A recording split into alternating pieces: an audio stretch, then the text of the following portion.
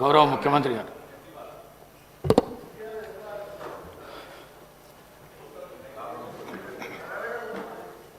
అధ్యక్ష, గౌరవ వ్యవసాయ శాఖ మంత్రి గారు రైతు భరోసా మీద just I wanted to give clarification. I am not giving reply. Just some of members, they have raised some doubts. I wanted to clarify that. That's it. అధ్యక్ష, వ్యవసాయ శాఖ మంత్రి గారు తెలంగాణ రాష్ట్రానికి అత్యంత కీలకమైన అంశం, కాంగ్రెస్ పార్టీ ప్రతిష్టాత్మకంగా భావించిన రైతు భరోసా కార్యక్రమం మీద వారు స్వల్పకాలిక చర్చను ఈ సభ ముందు పెట్టి ప్రభుత్వం రైతు భరోసా మీద తీసుకోవాలంటున్న నిర్ణయాలలో ప్రధాన ప్రతిపక్ష సభ్యులందరినీ, శాసనసభ్యుల సలహాలు సూచనలు తీసుకొని ప్రభుత్వం విధి విధానాలను ఖరారు చేసుకొని ముందుకు వెళ్ళాలని గతంలోనే సభా సమావేశాల కంటే ముందే ప్రభుత్వ పరంగా సంక్రాంతి తర్వాత రైతు భరోసా కార్యక్రమాన్ని కొనసాగించాలని ప్రభుత్వ పక్షాన్ని ప్రకటన కూడా చేయడం జరిగింది. అయితే ఈ రైతు భరోసా స్వల్పకాలిక చర్చల సందర్భంగా శాసనసభ్యులు పాయల శంకర్ గారు చాలా విషయాలను ప్రస్తావించారు.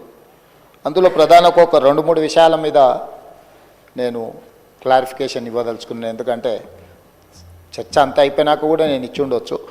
కాకపోతే ఈ అంశాలకు సంబంధించి కొన్నిసార్లు ఎంబడెంబడే మనం రిప్లై చేస్తే వాటి ప్రాధాన్యత ఉంటుంది, సభ్యుల మనసులో ఉన్న అనుమానాలను కూడా మనం నివృత్తి చేసిన వాళ్ళం అవుతాం. రైతు భరోసా విషయంలో కాంగ్రెస్ పార్టీ రైతులను ఆదుకోవడానికి తీసుకోవాలన్న ఆలోచన, దీన్ని అమలు చేసే విధానంలో ఎవరికి ఎలాంటి అనుమానాలు ఉండాల్సిన అవసరం లేదు. సంపూర్ణంగా తెలంగాణ రైతు సమాజాన్ని ఆదుకోవడానికే మా ప్రభుత్వం ముందు భాగాన ఉంటుంది. కాంగ్రెస్ పార్టీకి శ్రీమతి ఇందిరాగాంధీ గారికి ఉన్న చరిత్ర ఈడ ప్రతి ఒక్కరికి తమరికి ప్రత్యేకంగా తెలుసు అధ్యక్ష. భూమి చుట్టూతా ఉన్న పేదలు, ముఖ్యంగా దళితులు, గిరిజనులు, బలహీన వర్గాలు, వ్యవసాయ కుటుంబాలు భూమినే నమ్ముకొని, భూమినే అమ్మగా భావించి ఈ భూమి చుట్టూతోనే వాళ్ళ జీవితం ముడిపడి ఉన్న విషయంలో ఆ రైతులను ఆదుకోవాలన్నదే ప్రభుత్వం యొక్క ఆలోచన. గత ప్రభుత్వం గొప్పగా చెప్పుకునే రైతు బంధు పథకం, ఈ రైతు బంధు పథకం యొక్క మూల ఉద్దేశం పెట్టుబడి సహాయ పథకము. వ్యవసాయ రైతుకు పెట్టుబడి సహాయ పథకము. పెట్టుబడి సహాయం ఎవరికి అధ్యక్ష? వ్యవసాయం చేసుకునే వాళ్లకు సహాయం చేయడము, ఆ సహాయము పెట్టుబడి రూపంలో, ఆ సహాయము నగదు రూపంలో రైతుకు చేరవేయాలన్నదే గత ప్రభుత్వం యొక్క లక్ష్యము అని వాళ్ళు జీవోలో స్పష్టంగా వాళ్ళు ఇచ్చిన జీవోలోనే అంశాలను క్రోడీకరించారు. మరి అమలు చేసే క్రమంలో గొప్పల కోసం పోయో, నిర్లక్ష్యపూరితంగానో, లేకపోతే ఏమాత్రం బాధ్యత లేకుండా బాధ్యతారహితంగా వ్యవహరించడం వల్ల సరాసరి ప్రభుత్వానికి అందుతున్న ఒక అంచనా, మేము వచ్చిన తర్వాత 7,625 కోట్లు రైతు భరోసా పథకంలో రైతుల ఖాతాలు వేసినవి తీసేస్తే అంతకంటే ముందు 72,816 కోట్లు గత ప్రభుత్వం రైతులకు రైతు బంధు పథకంలో వేసిండ్రు అధ్యక్ష. అందులో ఒక అంచనా సాగులో లేని భూములకు 22,606 కోట్ల రూపాయలు, సాగులో లేని భూములకు, రాళ్లకు, రప్పలకు, గుట్టలకు, రోడ్లకు, లేకపోతే పరిశ్రమలుగా రూపాంతరం చెందిన లేఅవుట్లై రియల్ ఎస్టేట్లో ఎకరాలను గజాలుగా మార్చి, గజాలను లేఅవుట్లు చేసి, లేఅవుట్ల ద్వారా ఇండ్లు అమ్ముకొని కాలనీలు వెలిసిన వాళ్ళకు కూడా ఈరోజు రైతు బంధు వచ్చింది. దాంతో 72,000 కోట్లలో 22,000 కోట్లు దాదాపుగా ఆయాచిత లబ్ధి అనర్హులకు చేరిందని ఒక అంచనా అధ్యక్ష. ఈరోజు నేను అడుగుతున్న అధ్యక్ష, నేను మీ దృష్టికి తీసుకొస్తున్న పాయల్ శంకర్ గారిని కూడా నేను అడగదలుచుకున్నా, రాళ్లకు రప్పలకు గుట్టలకు కూడా మనం ఇద్దామా? అదేవిధంగా రాజీవ్ రహదారిలో పోయిన పత్రికల్లో వచ్చిన వార్తల అధ్యక్ష, నేనేం కొత్తగా చెప్పట్లేదు, గజ్వేల్ ప్రాంతంలో కల్వకుంట్ల చంద్రశేఖరరావు గారు ప్రతిపక్ష నాయకుడు ప్రాతినిధ్యం వహిస్తున్న గజ్వేల్ నియోజకవర్గ పరిధిలో రాజీవ్ రహదారిలో భూమి పోయి రాజీవ్ రహదారి వేసిన రోడ్డు కూడా రైతు బంధు పథకం ద్వారా నిధులు ఇచ్చిండ్రు అధ్యక్ష. అదేవిధంగా నా ప్రాంతానికి సంబంధించి శ్రీశైలం, మా సొంత ఊరికి వెళ్ళాలంటే ఈ దారిలోనే వెళ్ళాలి అధ్యక్ష. ఆమన్గల్లు ప్రాంతంలో శ్రీశైలం రోడ్లో పోయిన భూమికి కొత్త పాస్ పుస్తకాలు అధికారులు, అక్కడ కొంతమంది రాజకీయ దళారులు కుమ్ముకై శ్రీశైలం పోయిన రోడ్లకు ఈరోజు రైతు బంధు పథకాన్ని ఆ గత ప్రభుత్వం ఇచ్చింది అధ్యక్ష. ఇదే కాకుండా అధ్యక్ష, క్రషర్ యూనిట్లు, క్రషర్లు నడుస్తున్నాయి అధ్యక్ష. ఆల్రెడీ క్రషర్లు నడిచే వాటికి ఈరోజు రైతు బంధు వాళ్ళు గతంలో ఇచ్చింది అధ్యక్ష. అదేవిధంగా మైనింగ్ భూములు అధ్యక్ష, మైనింగ్ లీజులు ఇచ్చి మైనింగులు జరుగుతున్న భూములకు ఈరోజు రైతు బంధు ఇచ్చింది అధ్యక్ష. అదేవిధంగా టీఆర్ఎస్కు సంబంధించిన నాయకులు, అధికారులు పోడు భూములు రైతులకు, పేదలకు, గిరిజనులకు, ఆదివాసీలకు ఇస్తే వాళ్ళ పేరు మీద కూడా నకిలీ పట్టాలు తయారు చేసి నకిలీ పట్టాల ద్వారా కూడా రైతు బంధు పథకాన్ని ఆయాచిత లబ్ధి పొందిండ్రు అధ్యక్ష.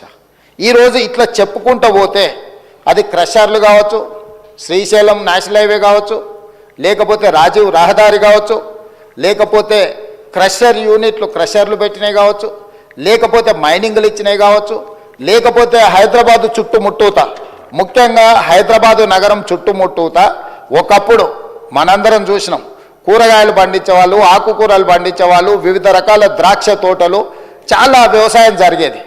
కానీ ఇవాళ హైదరాబాదు నగరం చుట్టుముట్టూత ఒక 50 కిలోమీటర్ల పరిధిలో 70-80% వ్యవసాయం ఎవరు చేయడం లేదు. రియల్ ఎస్టేట్లుగా మారి, లేఅవుట్లుగా మారి, ప్లాట్లుగా విక్రయించి ఈరోజు మొత్తం వ్యవసాయేతర పనులకు, పరిశ్రమలకు, లేకపోతే ఐటీ కంపెనీలకు, లేకపోతే రియల్ ఎస్టేట్ లేఅవుట్ల కిందనూ మారిపోయినాయి అధ్యక్ష. గత ప్రభుత్వము యావరేజ్గా 2 సీజన్లకు కలిపి ప్రతి సంవత్సరం 3 కోట్ల ఎకరాలకు వాళ్ళు డబ్బులు ఇచ్చుకుంటూ పోయినారు అధ్యక్ష. 3 కోట్ల ఎకరాలకు వాళ్ళు ఎకరాకు 10,000 ప్రకారము చేసుకుంటూ పోతే 15,000 కోట్ల రూపాయలు ప్రతి సంవత్సరం దాదాపుగా +-10% వాళ్ళు ఖాతాలలో వేసిండ్రు అధ్యక్ష. అట్లా వాళ్ళు ఇచ్చిన 72,000 కోట్లల్లో 22,000 కోట్ల రూపాయలు జాతీయ రహదారులకు, రియల్ ఎస్టేట్లో ప్లాట్లు అమ్మిన వాళ్లకు, క్రషర్లకు, మైనింగ్లకు, రాళ్లకు, రప్పలకు, కొండలకు, గుట్టలకు దొంగ పాస్ పుస్తకాలు తయారు చేసుకొని అధికారంలో ఉన్నాం కాబట్టి అధికార పార్టీ నాయకుల అనుచరులము, వారి సహచరులము, వారి బంధువులమని వేలాది కోట్ల రూపాయలు కొల్లగొట్టిండ్రు అధ్యక్ష. మరి ఈరోజు నేను అడుగుతున్న తమ ద్వారా ప్రధాన ప్రతిపక్షము ఈ పథకాన్ని 80,000 పుస్తకాల్లో చదివిన సారాంశంతో దీన్ని తయారు చేసిన ప్రధాన ప్రతిపక్ష నాయకుడు వచ్చి ఇంత కీలకమైన అంశం చర్చకు వచ్చినప్పుడు వారు సూచనలు ఇస్తారని అనుకున్నాం అధ్యక్ష. వారి అనుభవం నుంచి, వారి పరిపాలనలో వారు నేర్చుకున్న అంశాల నుంచి ఈ ప్రభుత్వం ఏదైనా సూచన వస్తే మేము తీసుకుందాం అనుకున్నాం. ఇక్కడ ఒక అంశం చెప్పొచ్చు అధ్యక్ష. ఈరోజు ఇది ప్రవేశపెట్టిన వ్యవసాయ శాఖ మంత్రి గారు తుమ్మల నాగేశ్వరరావు గారు వారికంటే సీనియర్, వారికంటే ముందు ఎమ్మెల్యే, వారికంటే ముందు మంత్రి, వారికంటే ఎక్కువ శాఖలు నిర్వహించారు. అయినా మా సహచార మంత్రి తుమ్మల నాగేశ్వరరావు గారికి ఎలాంటి బేసిజాలు లేవు అధ్యక్ష.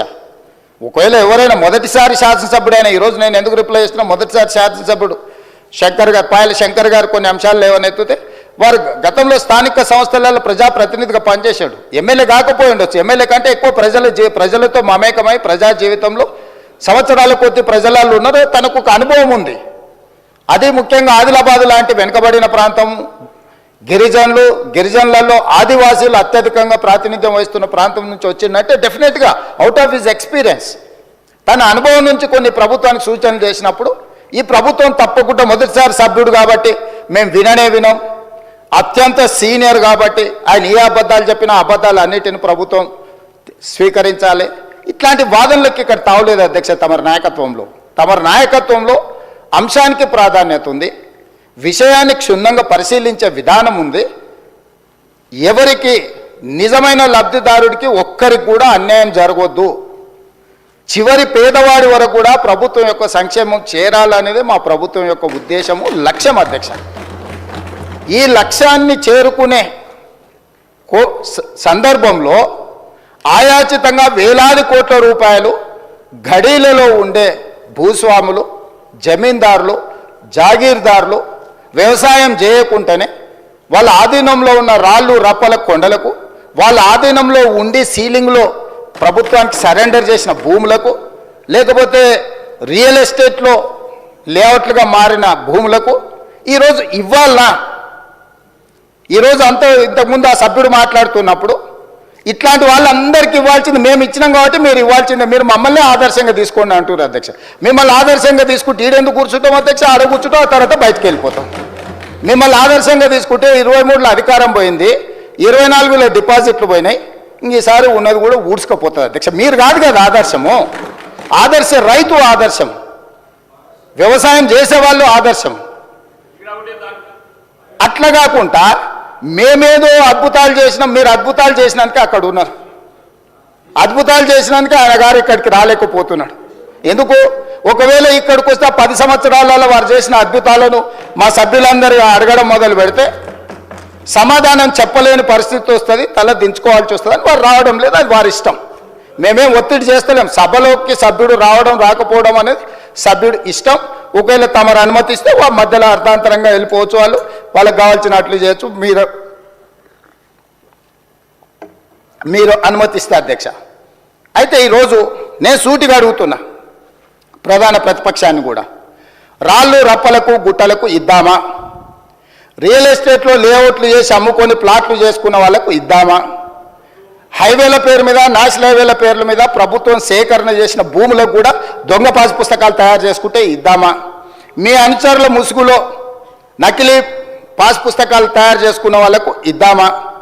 ఈరోజు హైదరాబాదు చుట్టుముట్టూత వ్యవసాయ భూములు, వ్యవసాయేతర కన్వర్షన్స్ జరిగి, నాలా కన్వర్షన్ జరిగి ఈరోజు పరిశ్రమలు నెలకొల్పినారు. వీటన్నిటికి కూడా మనము ఇద్దామా? వీటి విషయాలలో మీరు స్పష్టమైన సూచన చేయండి. మీ సూచనలన్నిటిని క్రోడీకరించి ఒక రిపోర్ట్ తయారు చేసి, ఎందుకంటే ఇప్పటికీ ఈ అంశాన్ని రైతు భరోసాను అమలు చేయడానికి మా మంత్రివర్గ ఉపసంఘాన్ని వేసింది. దానికి బాధ్యతగా ఉప ముఖ్యమంత్రి వర్యులు, ఆర్థిక మంత్రివర్యులు, వారి నాయకత్వంలో వ్యవసాయ శాఖ మంత్రి, రెవెన్యూ శాఖ మంత్రి, అదేవిధంగా సివిల్ సప్లైస్ మినిస్టరు, అదేవిధంగా ఐటీ అండ్ ఇండస్ట్రీస్ మినిస్టర్ను వీళ్ళందరినీ అందులో సభ్యులుగా పెట్టి అన్ని జిల్లాలు తిరిగినారు అధ్యక్ష. వ్యవసాయ సహకార సంఘాలతో మాట్లాడినారు, రైతు సంఘాలతో మాట్లాడినారు, రైతు కూలీ సంఘాలతో మాట్లాడినారు, రైతులతో మాట్లాడినారు, ప్రజాప్రతినిధులతో మాట్లాడినారు, సభలో లేని రాజకీయ పార్టీలతో మాట్లాడి, కొన్ని రాజకీయ పార్టీలు సభలోకి రాలేకపోయినాయి అధ్యక్ష కొన్ని కారణాల చేత. అంత మాత్రాన సమస్య పట్ల వాళ్ళకి అవగాహన లేదని మనం అనుకోనికే లేదు కదా అధ్యక్ష. వాళ్ళతో పాటు చట్టసభలో కూడా చర్చించి మీరు మీ అంతలో మీరే ఊహించుకొని, మీ అంతలో మీరే కాయించుకొని, మీ అంతలో మీరే దూషించి, మీ అంతలో మీరే బయటికి వెళ్ళిపోయి ఏంటి అధ్యక్ష ఇది? స్పష్టంగా ఈ ప్రభుత్వం వినడానికి సిద్ధంగా ఉంది.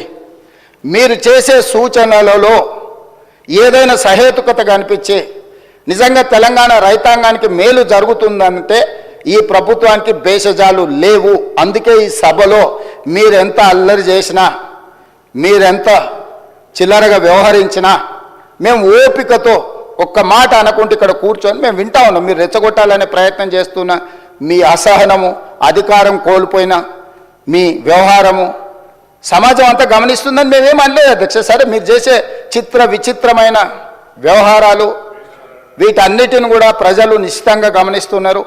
ప్రజలు ఏ తీర్పు ఇవ్వాలనో ఇచ్చినప్పుడు ఇచ్చిండ్రు, మళ్ళోసారి కూడా ఇస్తారు. అందుకోసం మేమేమనలే.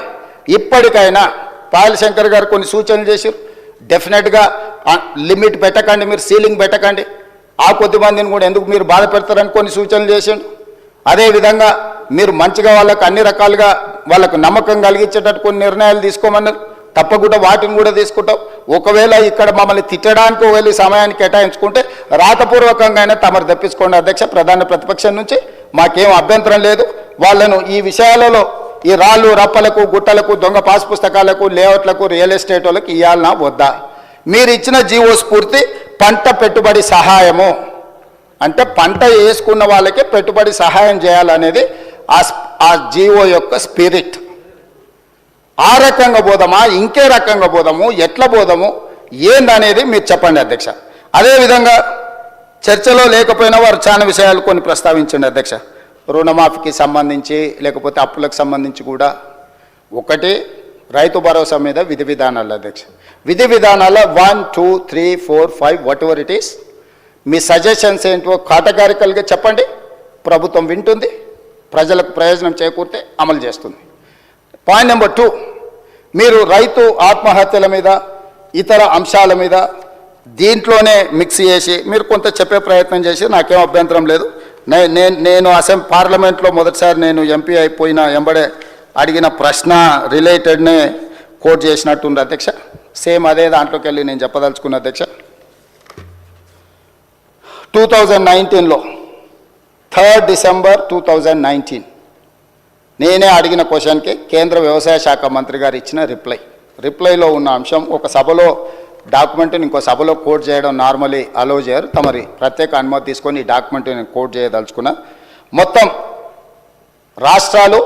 రాష్ట్రాలతో పాటు యూనియన్ టెరిటరీస్ వీటన్నిటిని 36 ప్రాంతాలలో రైతులకు సంబంధించిన ఆత్మహత్యల మీద 2019లో నేను ప్రశ్న అడిగితే కేంద్ర ప్రభుత్వం ఇచ్చిన జవాబు 2014, 2015, 2016 ఈ 3 సంవత్సరాలే NRCB National Crime Record Bureau NCRB నమోదు చేసిన లెక్కల్ని పార్లమెంట్లో సమాధానం ఇవ్వడం జరిగింది అధ్యక్ష.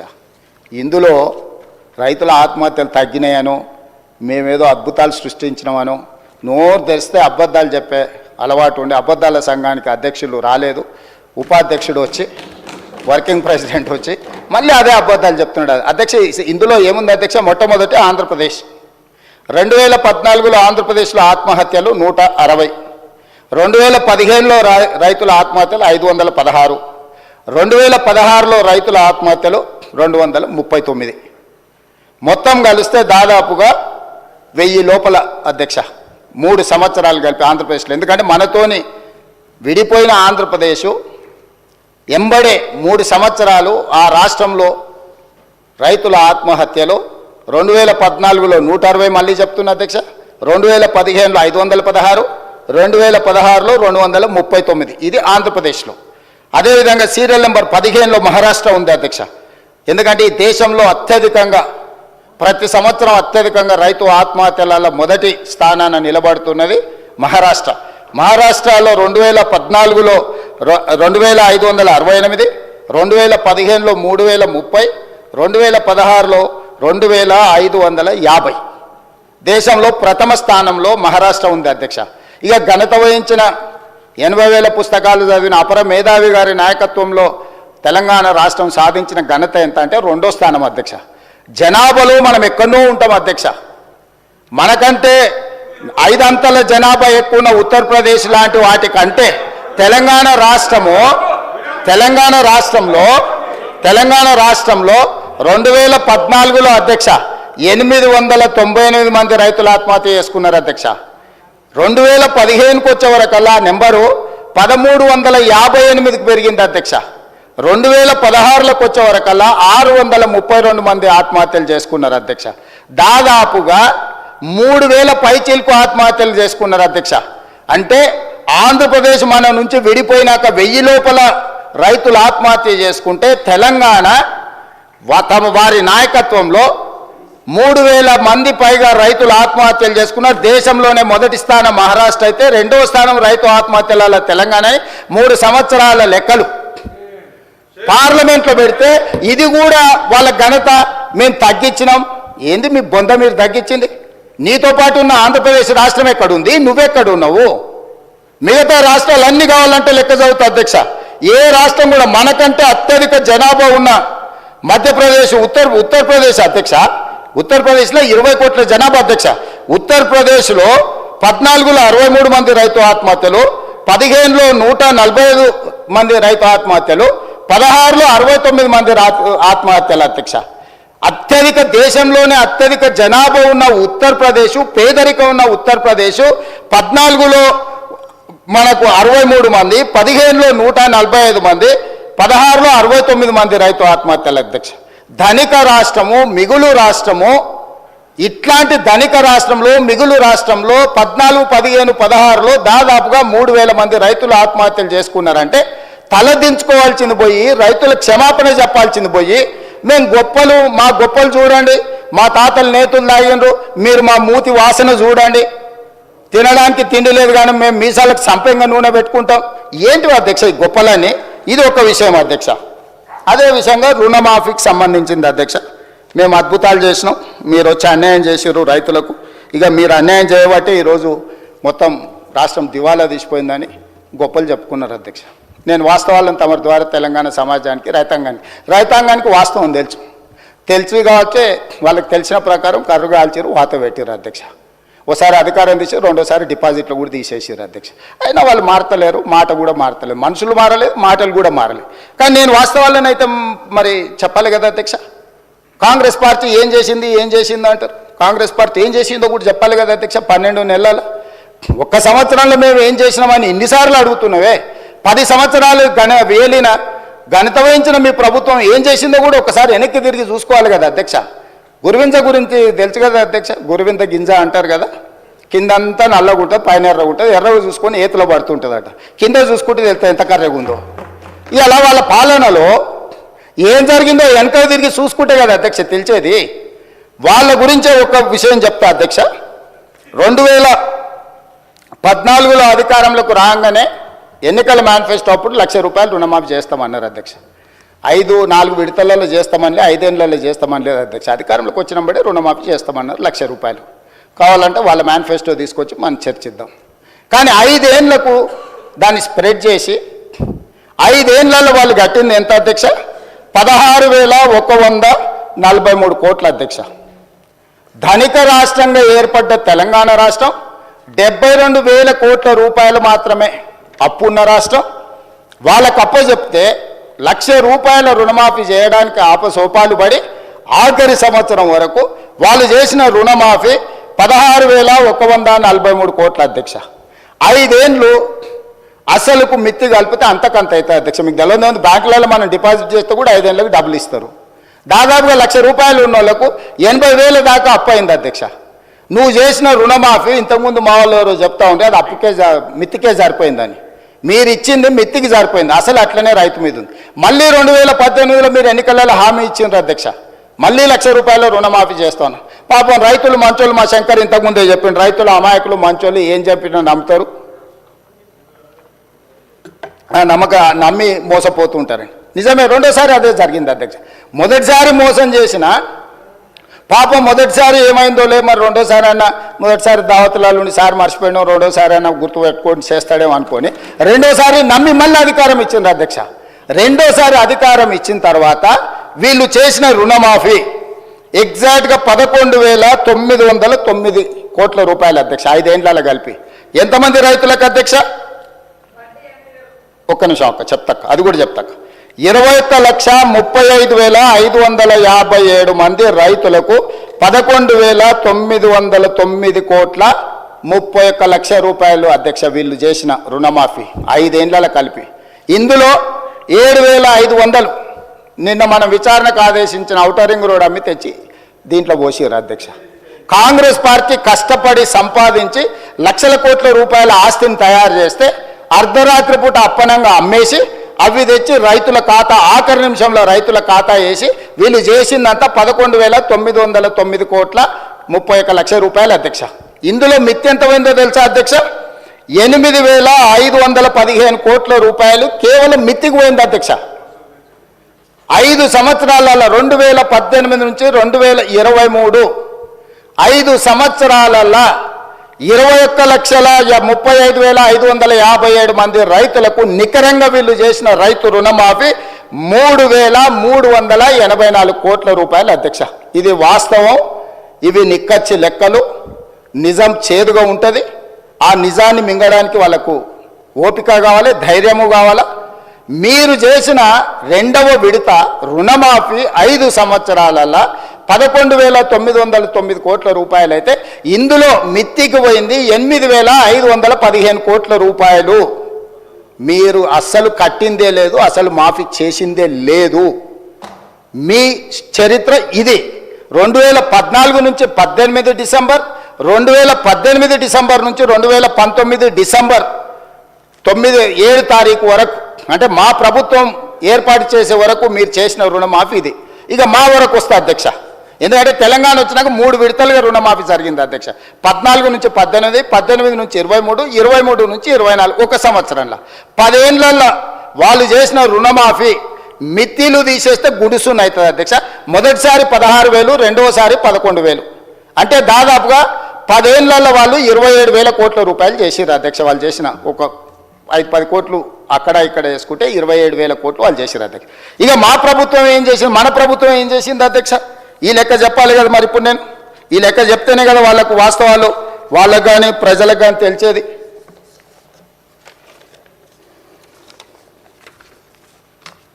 రెండు లక్షల వరకు రుణమాఫీ చేస్తామని ఎన్నికల మేనిఫెస్టోలు చెప్పినాం, ఎన్నికల తర్వాత కూడా చెప్పినాం.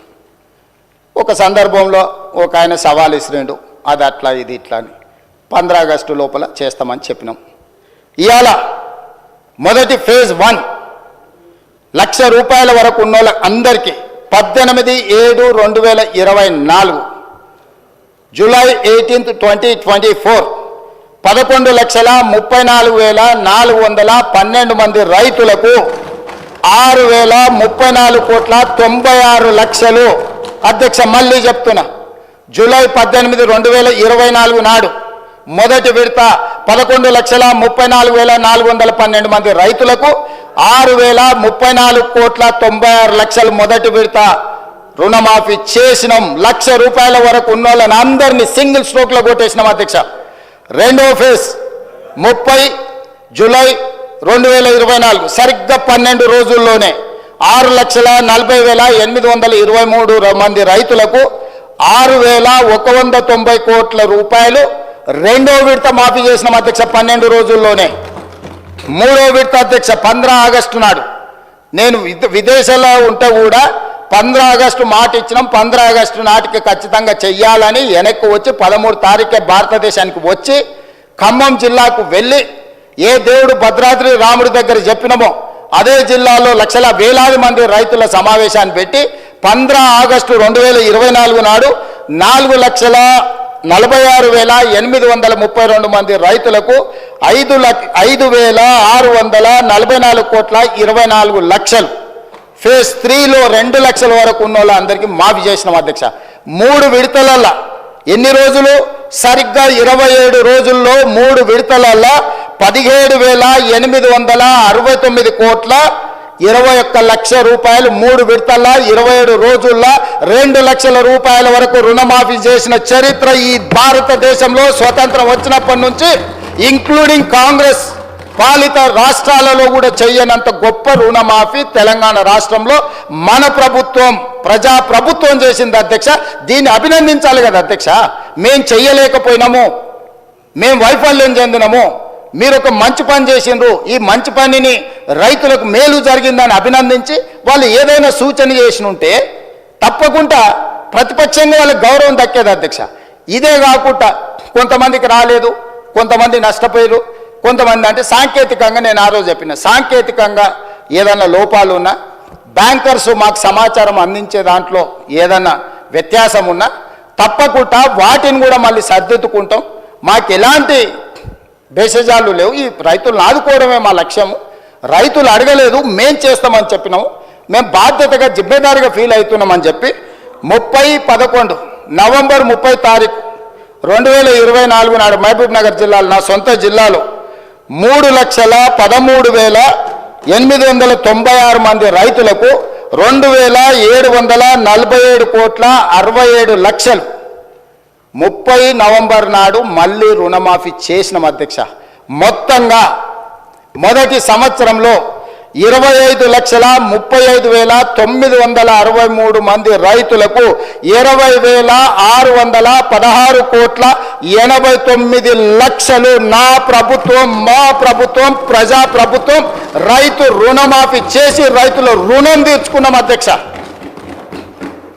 ఇది మా పనితనం, ఇది మేము రైతుల పట్ల చూపించిన ప్రేమ, ఆప్యాయత.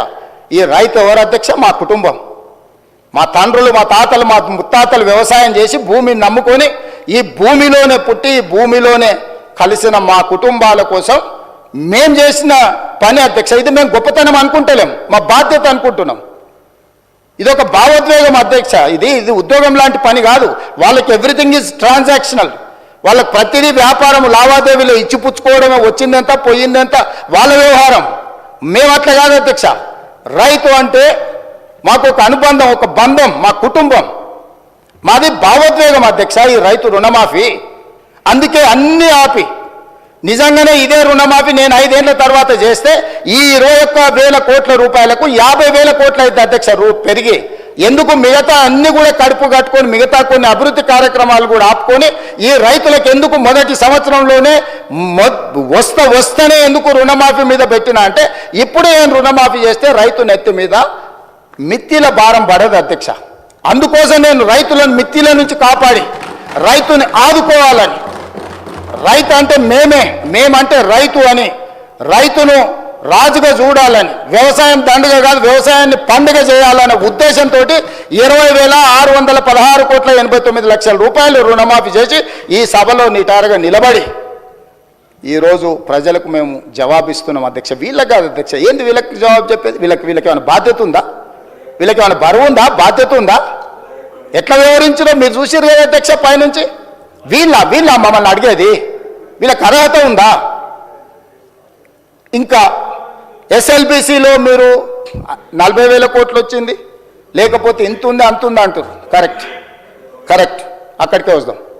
మీరు చేసిన పాపం పుట్టలాగా పెరిగి అది మా నెత్తి మీదకి వచ్చింది. 2014 నుంచి 2023 వరకు 10 ఏళ్ళు మీరు ఎగదొబ్బిందంతా తడిసి మోపెడై తట్టెడై అప్పుల భారం నెత్తి మీద పడి అవన్నీ కలిపితే ఇక్కడికి వచ్చింది. కానీ మేము ఇచ్చింది ఏ డేట్ నుంచి అధ్యక్ష? మేము మా బాధ్యత తీసుకున్నప్పుడు మేము క్లియర్గా ఒక డేట్ మెన్షన్ చేసినాం అధ్యక్ష.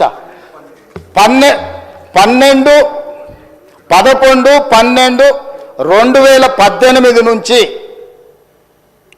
9/12/2023 నేను బాధ్యత తీసుకునే వరకు 5 సంవత్సరాలు కరెక్ట్గా లెక్కగట్టి ఈ 5 సంవత్సరాలలో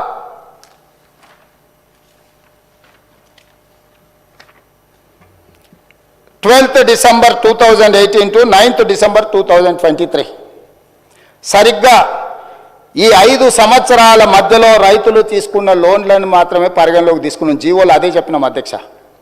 వాళ్ళు ఎగబెట్టింది ఉమ్మడి రాష్ట్రంలో పెండింగ్ ఉన్నది, 2014 నుంచి 2018 వరకు తీసుకున్న పెండింగ్ ఉన్నాయి, లేకపోతే వాళ్ళు మిత్తీలు కట్టకుండా వదిలేసినాయి. ఇవన్నీ లెక్క కడితే రైతుల ఎస్ఎల్బిసి బ్యాంక్ ఏం చెప్తుంది అధ్యక్ష? టోటల్గా రాష్ట్రంలో ఉన్న రైతుల కమతాలు, రైతుల యొక్క ఖాతాల నెంబర్ చెప్పి ఆ రైతుల నుంచి మాకు ఎంత బకాయిందో టోటల్గా చెప్పారు అధ్యక్ష.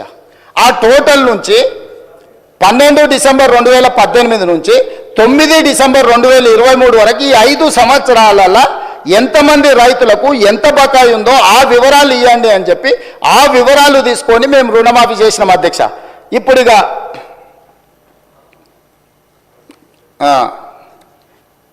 చంద్రశేఖరరావు గారు ఈ సభలోనే చెప్పిండు అనుకుంటా అధ్యక్ష, ఇది మొత్తము రైతుల రుణాలను ఒకేసారి మాఫీ చేయలేము, 8,000 కోట్ల రూపాయలు కావాలి, మా దగ్గర నల్ల డబ్బు లేదు అంటే ప్రభుత్వంలో లేదని వాళ్ళ దగ్గర లేదని అనుకునేవి అధ్యక్ష. స్విస్ బ్యాంకు కూడా అప్పియగలిగినంత శక్తి వచ్చింది అధ్యక్ష.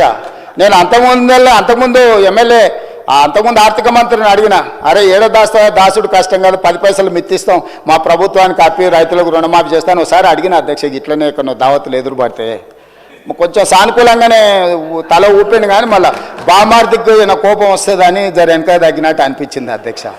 ఇవాళ ఈ రాష్ట్రం ఉన్న 7 లక్షల కోట్ల అప్పు కూడా కట్టాలంటే ఏం లేదు అధ్యక్ష. వాళ్ళకిన ఒక్కసారి మన దిక్కు చూసిరంటే రాష్ట్రం అప్పు అంతా కట్టొద్దు అధ్యక్ష, ఎందుకంటే అంతా అక్కడికే చేరింది కదా. సో రైతులకు ఇవ్వడానికి 8,000 కోట్ల రూపాయలు కూడా నా దగ్గర లేవు అని చెప్పి ఈరోజు రైతుల కోసమే మేము బ్రతుకుతున్నాం, రైతుల కోసం మేము ప్రాణాలు ఇస్తాం, రైతుల కోసం మా కిడ్నీలు కూడా ఇస్తాం. ఏంది అధ్యక్ష, మీరు ఒకవేళ ఇచ్చినా కూడా మీకున్న షుగర్ లెవెల్స్కి అవి పనికిరావు అధ్యక్ష. ఒకవేళ మీరు ఇద్దామని ముందుకు వచ్చినా ఆ పరిస్థితి లేదు తీసుకోవడానికి. సో మీరు ఏం చేసిండ్రో వెనక్కి తిరిగి చూసుకోకుండా ఎందుకు అధ్యక్ష నాకు ఈ పాపం, నాకు ఈ శిక్ష? మీరు చేసిన పాపాలన్నీ నేను చదవాల్సి వస్తుంది అధ్యక్ష. ఇది నాకు శిక్షలాగా అయిపోయింది. ఈ శిక్ష నాకు వద్దు అధ్యక్ష. నేనేమంటున్నా అంటే నేను ఒక పాజిటివ్ దృక్పథంతో ముందుకు వెళ్ళాలనుకుంటున్నా. కాబట్టి దయచేసి రుణమాఫీ చేస్తే సరిపోతుందా? జీతాలు పింఛన్లు ఇవ్వద్దా? ఇప్పటిదాకా ప్రభుత్వ ఉద్యోగస్తులకు కూడా ఇవ్వండి, లక్షల కోట్ల జీతాలు వచ్చేటోళ్ళకి ఇవ్వండి, ఐఏఎస్లకు ఐపీఎస్లకు కూడా ఇవ్వండి, టాటాలకు బిర్లాలకు కూడా ఇవ్వండి. ఆయన దోస్తు అదానికి ఆయనకు ఫ్లైట్ ఇచ్చి దావత్ చేసుకుని అదానికి ఇవ్వమంటాడు. ఇటలీ నుంచి నిన్నమన్న యునైటెడ్ కింగ్డమ్ నుంచి వచ్చింది కదా ఎఫ్ఈఓ సిఓ కూడా ఇక్కడ భూమి కొంటే ఆయనకు కూడా ఇవ్వమంటాడు. ఎట్లా ఇంత బాధ్యత లేకుండా ఇట్లా మాట్లాడుకుంటూ పోతే ఇది ఏ రకంగా సమంజసం అధ్యక్ష? అదేవిధంగా అధ్యక్ష అదేవిధంగా అధ్యక్ష ఈరోజు నువ్వు ఎంత అరిసినా ఆయన నీకేమి ఇయ్యాడు. ఇప్పుడు నువ్వు ఆయన పేరు ఎంతో తలుచుకున్నావు పాపం, ఇప్పుడేం వరం ఇచ్చేటట్టు లేడు. సో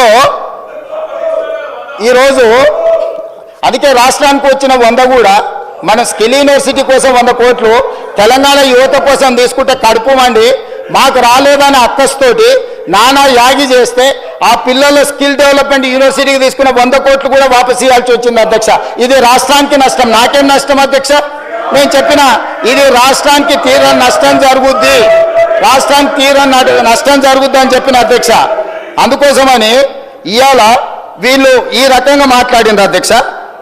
ఈరోజు మిగతా 2 లక్షల పైన ఉన్న వాళ్ళ గురించి కూడా మా మిత్రుడు శంకర్ అది కూడా చేస్తే బాగుంటుంది అని మేము ముందే చెప్పినాం అధ్యక్ష. అసలు మా ఎన్నికల మేనిఫెస్టోలో ఏముందో ఒకసారి చూడమని చెప్తున్నా. నేనేమన్నా 2 లక్షల వరకు ఎవరి రైతులకైతే అప్పు ఉందో అప్పు తీరుస్తామన్నాం. ఈరోజు ఇంకా ఏదైనా 2 లక్షల లోపల ఎవరిదైనా తప్పుబడ్డా ఇంకేదైనా సవరించేది ఉన్నా మీ లెక్కలు తీసుకొచ్చి ఇవ్వండి, మీ లెక్కలు ఇవ్వండి. వినడానికి నిజాలు వినడానికి ఓపిక ఉండాలి అధ్యక్ష. నిజం వినడానికి ఓపిక ఉండాలి అధ్యక్ష. నిజం అనేది కొంచెం చేదుగుంటుంది అధ్యక్ష. ఈ చేదు గుళికలు కొంచెం మింగాల్చు, ఎందుకంటే 10 ఏళ్ళు చేసిన పాపాలకు ఇది తప్పదు అధ్యక్ష. ఇది చాలా చిన్న శిక్ష అధ్యక్ష. ప్రజలు విధించిన శిక్ష ముందు ఇది చాలా చిన్నది, వినాలి వాళ్ళు, ఎందుకంటే మంచి చెప్తున్నప్పుడు నేర్చుకోవాలి. అదేవిధంగా అధ్యక్ష ఇక అప్పుల గురించి పదే అప్పులు ఇట్లా తెచ్చారు, అప్పులు అట్లా తెచ్చారు, మేము తెచ్చిన అప్పులు అదేదో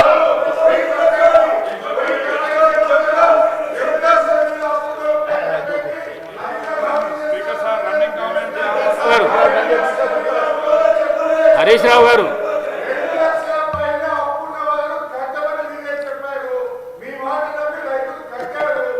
గారు అధ్యక్ష అవకాశం వచ్చినప్పుడు అధ్యక్ష నేను మళ్ళీ తమరి ద్వారా చెప్తున్నా, మాట తప్పని మడమ తిప్పని రాజకీయ పార్టీ కాంగ్రెస్ పార్టీ. 2004లో కరీంనగర్ గడ్డ మీద శ్రీమతి సోనియా గాంధీ గారు తెలంగాణ ప్రజల యొక్క ఆకాంక్ష నాకు తెలుసు, మీ ఆకాంక్ష నెరవేరుతుందని చెప్పి చంద్రశేఖరరావు గారు సభలో లేకపోయినా అధ్యక్ష ఇది వినాలి, తెలంగాణ సమాజానికి తెలవాలి. హరీష్ రావు గారు తెలంగాణ బిల్లు సభలోకి వచ్చినప్పుడు చంద్రశేఖరరావు గారు సభలో లేకపోయినా సెంట్రల్ హాల్లో వారు గప్పాలు కొడుతున్నా తెలంగాణ బిల్లు పాస్ చేసి తెలంగాణ రాష్ట్రం ఇచ్చిన గొప్ప నాయకురాలు సోనియా గాంధీ గారు. ఇది నేను కాదు, ఇక్కడనే నిలబడి మాట్లాడింది చంద్రశేఖరరావు గారు. తెలంగాణ రాష్ట్రానికంటే ముందు వారి ఇంటికి వెళ్ళి అరుస్తున్నాయన బోర్ల బొక్కల వండుకొని సోనియా గాంధీ గారికి కాళ్ళు పట్టుకొని నమస్కారం పెట్టిన సంగతి అప్పుడే మర్చిపోయినారు. ఎందుకంటే కృతజ్ఞత లేని మనుషులు కృతజ్ఞత లేని మనుషులను మనం ఏం ఆశించలేము. సో ఈరోజు ఆంధ్రప్రదేశ్లో పార్టీ పూర్తిగా చచ్చిపోయిన, కేంద్రంలో అధికారం కోల్పోయిన, 4 కోట్ల తెలంగాణ ప్రజలకు ఇచ్చిన మాట నిలబెట్టుకోవడానికి శ్రీమతి సోనియా గాంధీ గారు తెలంగాణ రాష్ట్రం ఇచ్చింది. కాబట్టి ఆమె దయ వల్ల ఏర్పడ్డ తెలంగాణ రాష్ట్రంలో 2 సార్లు ముఖ్యమంత్రి 10 సంవత్సరాలు వెళ్ళి 100 సంవత్సరాల విధ్వంసం చేసి 1000 తరాలకు సరిపోయేటంత ఆస్తిని కొల్లగొట్టే అవకాశం మీకు వచ్చిందనంటే సోనియా గాంధీ గారి దయ వల్ల. కాబట్టి దయచేసి సోనియా గాంధీ గారి గురించి మాట్లాడేటప్పుడు కొంచెం మౌనంగా వింటే మర్యాద ఉంటుంది మీకని నేను చెప్తున్నా అధ్యక్ష. అదేవిధంగా అధ్యక్ష అప్పుల గురించి మొన్న వరుసగా చర్చ జరిగింది. మా మిత్రుడు ఆర్థిక మంత్రి బట్టి విక్రమార్క గారు మొదటి శాసనసమావేశంలోనే ఆర్థిక శ్వేతపత్రం ప్రవేశపెట్టిండు. ఆర్థిక శ్వేతపత్రం మీద ఆ రోజు చర్చ జరిగింది. మళ్ళా 10 నెలల తర్వాత మరి వాళ్ళకి ఏం జ్ఞానోదయం కలిగిందో, లేకపోతే అబద్ధాలు చెప్పాలి, బుకాయించాలి, దబాయించాలి, పాత శ్వేతపత్రం ప్రజలు మర్చిపోయినారు కాబట్టి మళ్ళీ కొత్త అబద్ధాలు చెప్పాలని వాళ్ళు ఏమని అనుకున్నావు నాకు తెలియదు. అదే అక్కడికే వస్తున్నా. ఆ రోజు పెట్టిన శ్వేతపత్రంలో స్పష్టంగా రాష్ట్ర ప్రభుత్వం చేసిన మార్కెట్ రుణాలు 3,89,673 కోట్ల అధ్యక్ష. అదేవిధంగా స్పెషల్ పర్పస్ వెహికల్స్ కార్పొరేషన్స్ గ్యారంటీలు ఇచ్చి ప్రభుత్వమే చెల్లించే రుణాలు అధ్యక్ష 1,27,208 కోట్లు యాక్చువల్గా ఆ రోజు శ్వేతపత్రంలో పెట్టింది. కానీ వాస్తవానికి అవి 1,29,243 కోట్ల అధ్యక్ష. అంటే దాదాపుగా 2,000 కోట్లు ఇక్కడ లెక్కలోకి రాలేదు అధ్యక్ష.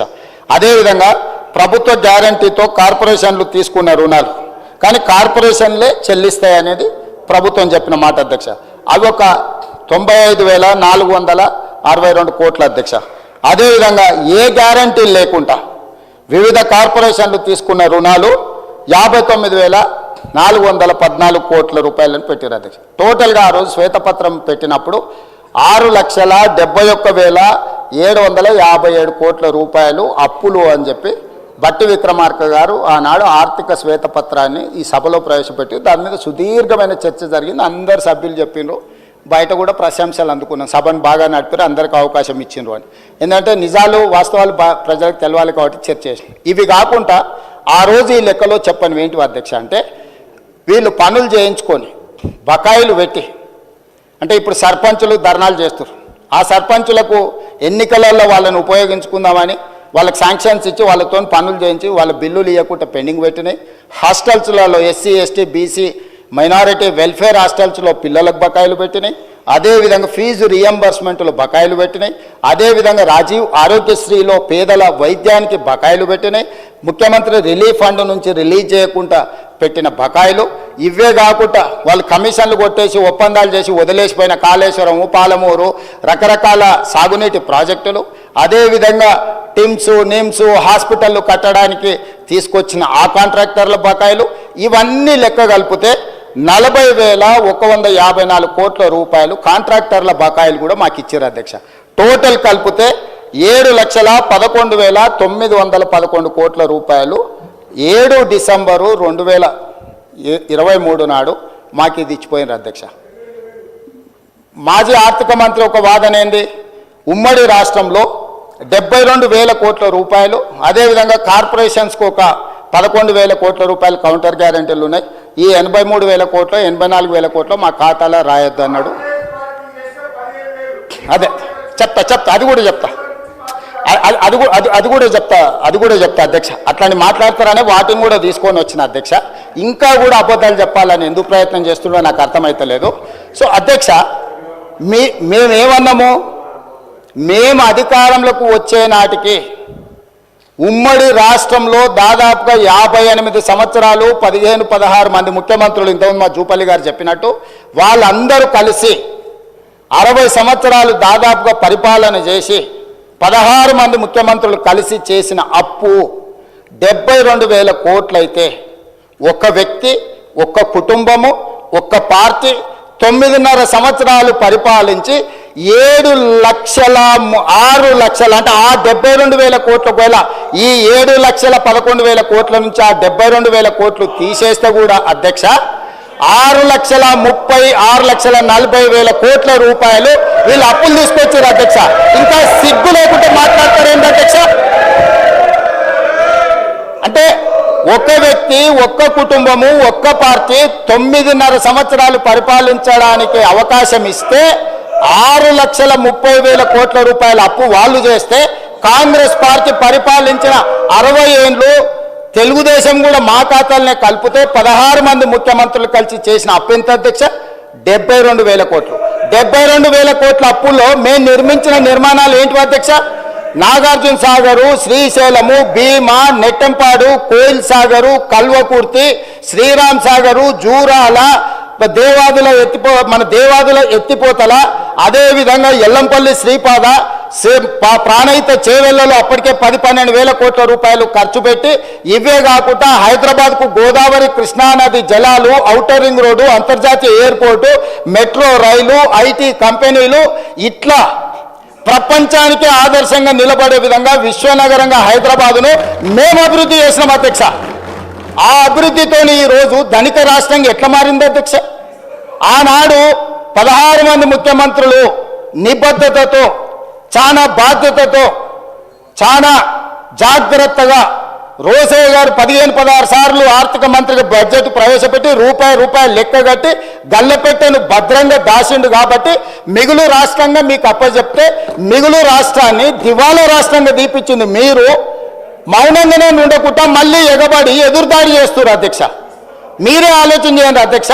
దాదాపుగా ఒక 56 నుంచి 2014 వరకు లెక్కేసుకుంటే ఒక 58 ఏళ్ళు అంతకంటే ముందు లెక్కేస్తే కూడా 60 సంవత్సరాల పైగా 16 మంది ముఖ్యమంత్రులు ఈ ఉమ్మడి రాష్ట్రము లేకపోతే హైదరాబాదు రాష్ట్రం కలిపితే మనకు వచ్చిన అప్పు 72,000 కోట్ల రూపాయలు.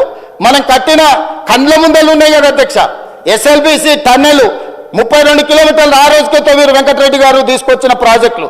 ఇట్లాంటి ప్రాజెక్టులు చాలా వరకు 50%, 60%, 70% దాదాపుగా తెలంగాణలో ఉండే 12-13 వేల గ్రామాలకు, వేలాది తండాలకు, గూడాలకు కరెంట్ ఇచ్చిండ్రు అధ్యక్ష, రోడ్లు వేసిండ్రు అధ్యక్ష, తాగునీళ్ళు ఇచ్చిండ్రు అధ్యక్ష, ప్రతి ఊర్లో బడి కట్టిండ్రు అధ్యక్ష, ప్రతి ఊర్లో గుడి కట్టిరు, ప్రతి ఊర్లో తలెత్తితే కనిపించే నీళ్ళ ట్యాంకు ఆనాడు మేము కట్టినాం అధ్యక్ష.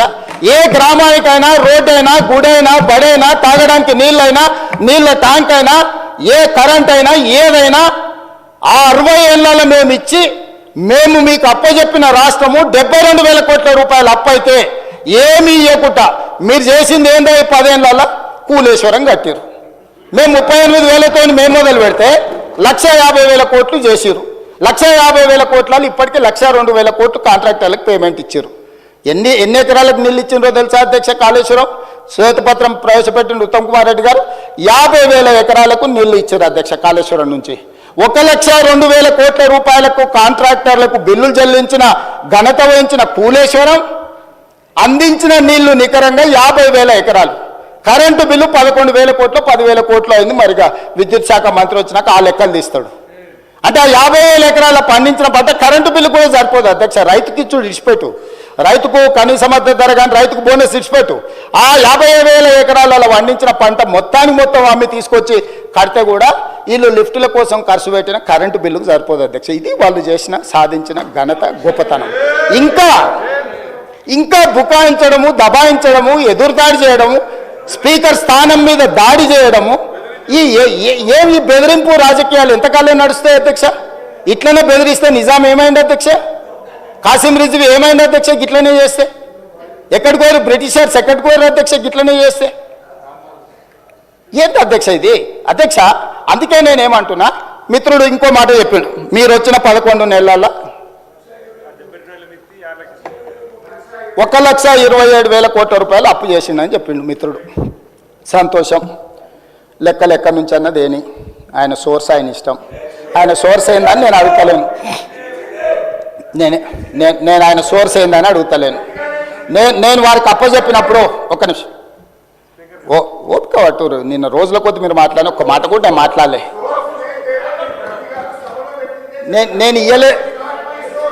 నేనేమంటున్నా అంటే గుడ్ ఆయన ప్రవేశపెట్టిన మొత్తం కాగితాల యొక్క స్పిరిట్ అర్థం చేసుకుంటే మీరు ఇట్లా వితండవాదం చేయకపోయి ఉండేటోళ్ళు. 1,27,000 కోట్ల రూపాయలు అప్పు చేసినామని వారు చెప్పిండ్రు అధ్యక్ష. వారు చెప్పిందే మనం వాస్తవం కింద తీసుకుందాం. వారు చేసిన అప్పు, వారు ఇచ్చిపోయిన అప్పు 7,11,000 కోట్ల రూపాయలు వారు ఇచ్చింది. అదేవిధంగా మేము చేసిన అప్పు 1,27,000 కోట్ల రూపాయలు. రెండు కలిపితే రాష్ట్రం అప్పు ఎంత ఉండాలి అధ్యక్ష? రెండు కలిపితే రాష్ట్రం అప్పు 8,38,911 కోట్లు ఉండాలి అధ్యక్ష. డిసెంబర్ 7, 2023 నాడు ప్రభుత్వాన్ని మాకు వారు అప్పగించినప్పుడు ఉన్న అప్పు, కాంట్రాక్టర్ల బిల్లులు కావచ్చు, కార్పొరేషన్ల పేర్ల మీద తీసుకున్న లోన్లు కావచ్చు, ఎఫ్ఆర్బిఎం పరిధిలో తెచ్చిన అప్పు కావచ్చు, అన్ని లెక్క కడితే 7,11,911 కోట్ల అధ్యక్ష. అదేవిధంగా మేము చేసిన అప్పు, హరీష్ రావు గారు మేము చేసినామని చెప్తున్న అప్పు 1,27,000 కోట్ల రూపాయలు. ఈ రెండు కూడితే 8,38,911 కోట్ల రూపాయలు అప్పు కావాలి అధ్యక్ష. అంతే కదా? మరి ఇవాళ రాష్ట్ర ప్రభుత్వం యొక్క అప్పు, రాష్ట్ర ప్రభుత్వం ఈరోజు 18/12/2023 అంటే ఇవాళ 20 తారీఖు వచ్చినాం, 2 రోజులను తీసేస్తే 18/12/2023 నాడు ఈ రాష్ట్ర ప్రభుత్వం మీద ఉన్న అప్పు 7,22,788 కోట్లు. నేను అధికారికంగా ఈ సభలో లెక్క చెప్తున్నా. 18/12/2023 నాటికి తెలంగాణ రాష్ట్రంలో అన్ని 24 18/12/2024 అంటే 2 రోజుల క్రితం వరకు తెలంగాణ రాష్ట్రం మీద ఉన్న అప్పు 7,22,788 కోట్లు. నేను ఇప్పుడు తమరి ద్వారా వారిని అడుగుతున్నా అధ్యక్ష, మేము 1,27,000 కోట్ల రూపాయలు అప్పు చేసి రాష్ట్ర ప్రజల నెత్తి మీద మేము మోపితే ఆ అప్పు 8,38,000 పైచిలుకు కోట్ల రూపాయలు ఉండాలి. 8,38,911 కోట్లు ఉండాలి. కానీ ఈరోజు రాష్ట్ర ప్రభుత్వం మీద ఉన్న అప్పు 7,22,000 కోట్ల రూపాయల 788 కోట్ల రూపాయలు ఉంది అధ్యక్ష. మరి మిగతా 1,20,000 కోట్లు, దాదాపుగా 1,00,000 కోట్లు ఎక్కడికి పోయినాయి అధ్యక్ష? ఎక్కడికి పోయినాయి? వాళ్ళు చేసిన అప్పు అసలు మిత్తి కట్టడానికి మేము ప్రభుత్వాన్ని అప్పచెప్పినప్పుడు ప్రతి నెల రాష్ట్ర ప్రభుత్వానికి ఉన్న సంవత్సరానికి భారము అప్పులు కట్టాల్సింది 6,500 కోట్లు. ఇవాళ వాళ్ళు మాకు అప్పచెప్పేటప్పటికి ప్రతి నెల 6,500 కోట్లు. ఆనాడు సంవత్సరానికి చెల్లించాల్సిన కిస్తు ఈరోజు ప్రతి నెల చెల్లించాల్సి వస్తుంది. 1,27,000 కోట్ల రూపాయల అప్పులు తెచ్చి మేము గజ్వేల ఫామ్ హౌజులు కట్టుకోలే, జన్వాడల ఫామ్ హౌజులు కట్టుకోలేదు, మోయినాబాద్ల ఫామ్ హౌజులు కట్టుకోలేదు, లేకపోతే ధరణిలో మేము భూములను కబ్జా పెట్టుకోలే. ఎక్కడికి పోయినాయి అధ్యక్ష? వాళ్ళు చేసిన పాపం, వాళ్ళు 10 ఏళ్ళ బొచ్చెడు తప్పులు, పుట్టెడు అప్పులు. వాళ్ళు చేసిన తప్పులను సరిదిద్దడానికి, వాళ్ళు తెచ్చిపెట్టిన అప్పులను కట్టడానికి, అప్పులు కట్టడానికి మళ్ళీ అప్పులు చేయాల్సి వచ్చింది అధ్యక్ష. వాళ్ళు చేసిన అప్పులకు మిత్తిలు కట్టాలంటే మళ్ళీ బ్యాంకులో పోయి తేవాల్సి వచ్చింది అధ్యక్ష. ఇవాళ మేము ఎన్ని 1,00,000 కోట్లు తెచ్చినా, 1,27,000 కోట్లు తెచ్చినా వాళ్ళు పెట్టిన పాపం, వాళ్ళు పెట్టిన పాపాల పుట్టను తిరిగి చెల్లించడానికి తల తాకట్టు పెట్టి ఈరోజు మేము పేద రైతులకు ఈరోజు రైతు భరోసానో, లేకపోతే వారు కోరుకుంటున్న కౌలు రైతులకో, ఇంకొకరికో, లేకపోతే మహిళలకు ఇస్తున్న డబ్బులు ఎందుకు ఇవ్వలేకపోతున్నాం అధ్యక్ష? ఫీజు రియంబర్స్మెంట్ ఎందుకు సమయానికి ఇవ్వలేకపోతున్నాం? హాస్టళ్ల బిల్లులు ఎందుకు సమయానికి మేము కట్టలేకపోతున్నాం? ఎందుకు తులం బంగారము కళ్యాణ లక్ష్మి షాది ముబారక్లు ఇవ్వలేకపోతున్నాం? ఇవన్నిటికీ ఉన్న ఆదాయం మొత్తం, తెస్తున్న అప్పులు మొత్తం వాళ్ళు చేసిన పాపాలకు చెల్లించడానికే పోతుంది అధ్యక్ష. ఇదే 1,27,000 కోట్లు, ఇదే 1,27,000 కోట్లు నా దగ్గర ఉంటే వాళ్ళు చేసిన పాపాలకు, వాళ్ళ తప్పులకు, వాళ్ళ అప్పులకు చెల్లించే భారం నా మీద పడకపోయి ఉంటే ఈ 1,27,000 కోట్లతోని తెలంగాణ రాష్ట్రంలో అద్భుతాలు సృష్టించేటోని అధ్యక్ష. నేను ఏ రైతు కూడా అన్ని పండించిన పంటలకు గిట్టుబాటు ధర ఇచ్చి ఉండేటోని అధ్యక్ష ఉండుంటే, ఏ పిల్లవాడికి కూడా ఫీజు రియంబర్స్మెంట్ ఒక్క రోజు కూడా బకాయి లేకుండా చెల్లించడం అధ్యక్ష. ఏ ఆరోగ్యశ్రీ మన హాస్పిటళ్లకు అక్బరుద్దీన్ ఓవైసీ గారు పదే కలిసి ఆరోగ్యశ్రీ బిల్లులు చెల్లించండి, హాస్పిటల్ బతకలేకపోతున్నాయి, డాక్టర్లు జీతాలకు ఇయ్యలేకపోతున్నాం అని చెప్తుంటే అడగక ముందే నెల అడ్వాన్స్ ఇచ్చి ఉండేటోని అధ్యక్ష. ఇవాళ ఈ రాష్ట్రంలో సంక్షేమ పథకాలు, అది రైతు భరోసా కావచ్చు, లేకపోతే రైతు రుణమాఫీ కావచ్చు, లేకపోతే ఫీజు రియంబర్స్మెంట్ కావచ్చు, ఆరోగ్యశ్రీ కావచ్చు, లేకపోతే పేద ప్రజలకు ఎన్నికల్లో ఇచ్చిన 6 గ్యారంటీలలో ఏదైనా ఒక గ్యారంటీ ఆలస్యమైందంటే ఆ పాపం ఈ పాపాత్ములదే అధ్యక్ష. ఈ పాపాల భైరవులు రాష్ట్రాన్ని అమ్మేసి, కోకపేట అమ్మిరి, ఔటర్ రింగ్ రోడ్ అమ్మిరి, హైదరాబాద్లో భూములు అమ్మిరి, హైటెక్ సిటీ అమ్మేసిరి, ప్రతిదీ అమ్మేసింది అధ్యక్ష. వైన్ షాపులు లాస్ట్కు మన ఏమంటారు మన మన మన బలహీనతను కూడా 6 నెలల ముందుగానే అమ్మేసుకున్నారు అధ్యక్ష వైన్ షాప్ల పేర్ల మీద. ఒక్క వైన్ షాప్ ఇస్తామంటే 100 అప్లికేషన్లు తీసుకున్నారు, వాళ్ళ పైసలు కూడా వాపసు ఇవ్వలేదు అధ్యక్ష. పాపం ఏదో వ్యాపారం అవుతుందని వాడు 50 వేలు కడితే 1000 కోట్ల రూపాయలు అవి కూడా కొల్లగొట్టి, అంటే వ్యసనాలు ఉన్న వాళ్ళను కొల్లగొట్టారు, వ్యాపారాలు చేసిన వాళ్ళని కొల్లగొట్టారు, 60 ఏళ్ళు మనం సృష్టించిన సంపదను కొల్లగొట్టారు, కాంట్రాక్టర్ల పేరు మీద కొల్లగొట్టారు, బ్యాంకుల పేరు మీద అధ్యక్ష. ఏమైనా అప్పు తెచ్చుకుంటే మిత్తి అనేది అడుక్కుంటాం మనం, అరే తక్కువ చేయబా మిత్తి ఎట్లా ఇట్లా అయితే అని. వాళ్ళు తెచ్చిన అప్పు ఎంత రేటుకు తెచ్చినరో తెలుసా అధ్యక్ష? 11.5%. ఉరి తీసినా తప్పు లేదు అధ్యక్ష. 11.5%.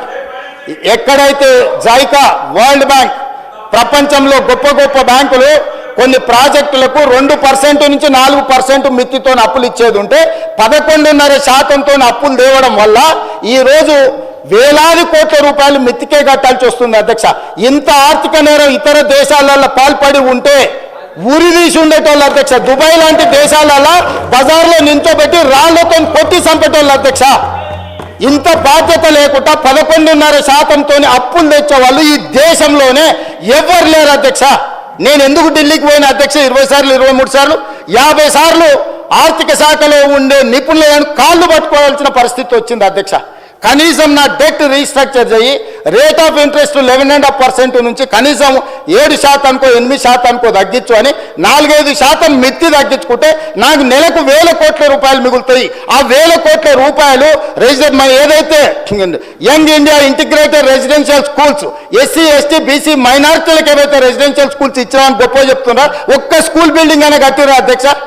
కోళ్ళ ఫారంలో కోళ్ళ బుట్ట కింద కోళ్ళను కమ్మినట్టు 4 రూమ్లలో 100,000 మంది పిల్లలు వండుకుంటారు అధ్యక్ష. ఆడపిల్లలకు బాత్రూమ్ లేక 4 గంటల నుంచి ఆ పిల్లలు లైన్లో నించుంటారు అధ్యక్ష. ఆడపిల్లలకు బాత్రూమ్లకు సమస్య ఉందని మంచినీళ్ళు తాగుతలేరు అధ్యక్ష. ఆడపిల్లలు హృదయ విదారకంగా ఉన్నాయి అధ్యక్ష. జీవోలు ఇచ్చేసి హాస్టల్ పెట్టేసి ఎస్సీ ఎస్టీ బీసీ మైనారిటీ పిల్లలు కాబట్టి వాళ్ళు చావని అని వాళ్ళ కర్మకు వదిలేసి ఆ పిల్లల జీవితాలతో చెలగాటమాడి ఇవాళ 10 నెలల్లో మీరు ఏం చేయలేదు, హాస్టళ్లలో చచ్చిపోతున్నారని సిగ్గు లేకుండా తిరుగుతున్నారు అధ్యక్ష. ఇన్ని 100 హాస్టల్ ఇచ్చినాం రెసిడెన్షియల్స్ అంటారు కదా, 10 ఏళ్లలో మీరు ప్రగతి భవన్ కట్టుకున్నారు, మీరు సచివాలయం కట్టుకున్నారు, మీరు ఫామ్ హౌజులు కట్టుకున్నారు, 33 జిల్లాలలో పార్టీ ఆఫీసులు కట్టుకున్నారు, టీవీలు పెట్టుకున్నారు, పేపర్లు పెట్టుకున్నారు, 1000 కోట్ల రూపాయల వ్యాపారాలు చేసుకున్నారు. కానీ ఆ పేదోళ్ళ పిల్లలు చదువుకొని హాస్టల్స్ కట్టిరా అధ్యక్ష. లక్షలాది పిల్లలు అధ్యక్ష, మన పిల్లలు అధ్యక్ష. ఎవరి పిల్లలు అధ్యక్ష? వాళ్ళు మీకు అధికారం కట్టబెట్టిన వాళ్ళ తల్లిదండ్రులు కాదా? వాళ్ళు మన కుటుంబ సభ్యులు కదా?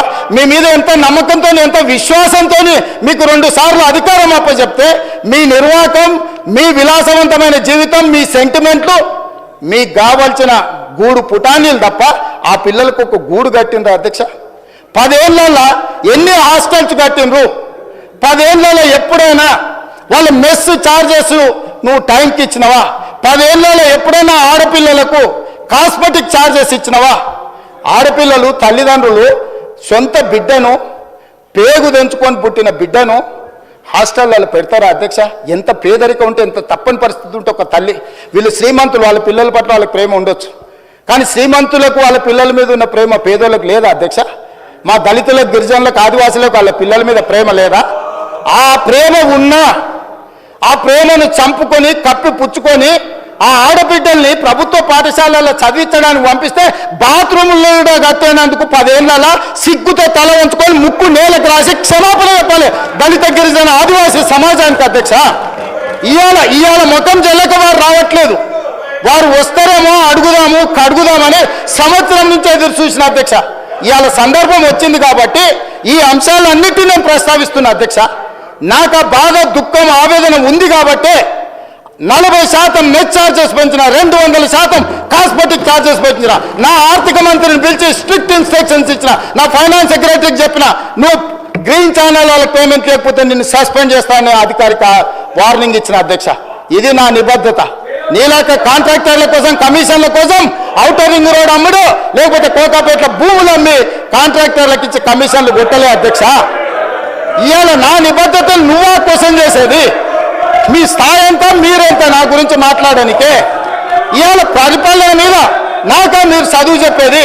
10 ఏళ్ళు సర్వనాశనం చేసి, రాష్ట్రాన్ని తాకట్టు పెట్టి, రాష్ట్రాన్ని బొందలగడ్డ వేసి, 56 లక్షల మంది స్టూడెంట్ జీవితాలతో చెలగాటమాడి, పోటీ పరీక్షలు పెట్టకుండా, బడులు జరపకుండా, 10వ తరగతి పరీక్షలు నిర్వహించలేని సన్నాసులు, 12వ తరగతి పరీక్షలు పేపర్లు దిద్దలేని సన్నాసులు, పబ్లిక్ సర్వీస్ కమిషన్ క్వశ్చన్ పేపర్ల లీకులు మీరా వచ్చి నాతో మాట్లాడేది అధ్యక్ష.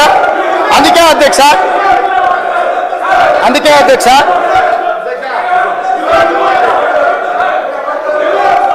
హౌస్ ఆర్డర్లో పెట్టమని ఉంది అధ్యక్ష. ప్లీజ్ కూర్చోండి. ప్లీజ్ అధ్యక్ష,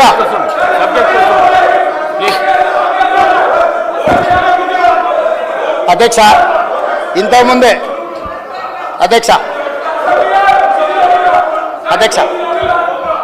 ఇంతకుముందే ఇంతకుముందు సభ్యులు తారక రామారావు గారు మాట్లాడుతూ కాళేశ్వరంలో మేము ఉచితంగా నీళ్ళు ఇస్తామన్నాడు. మిషన్ భగీరథలో ఉచితంగా నీళ్ళు ఇస్తామన్నారు. అదేవిధంగా రకరకాల కార్పొరేషన్ల మీద తీసుకున్న అప్పులు ప్రభుత్వమే కడుతుందన్నారు.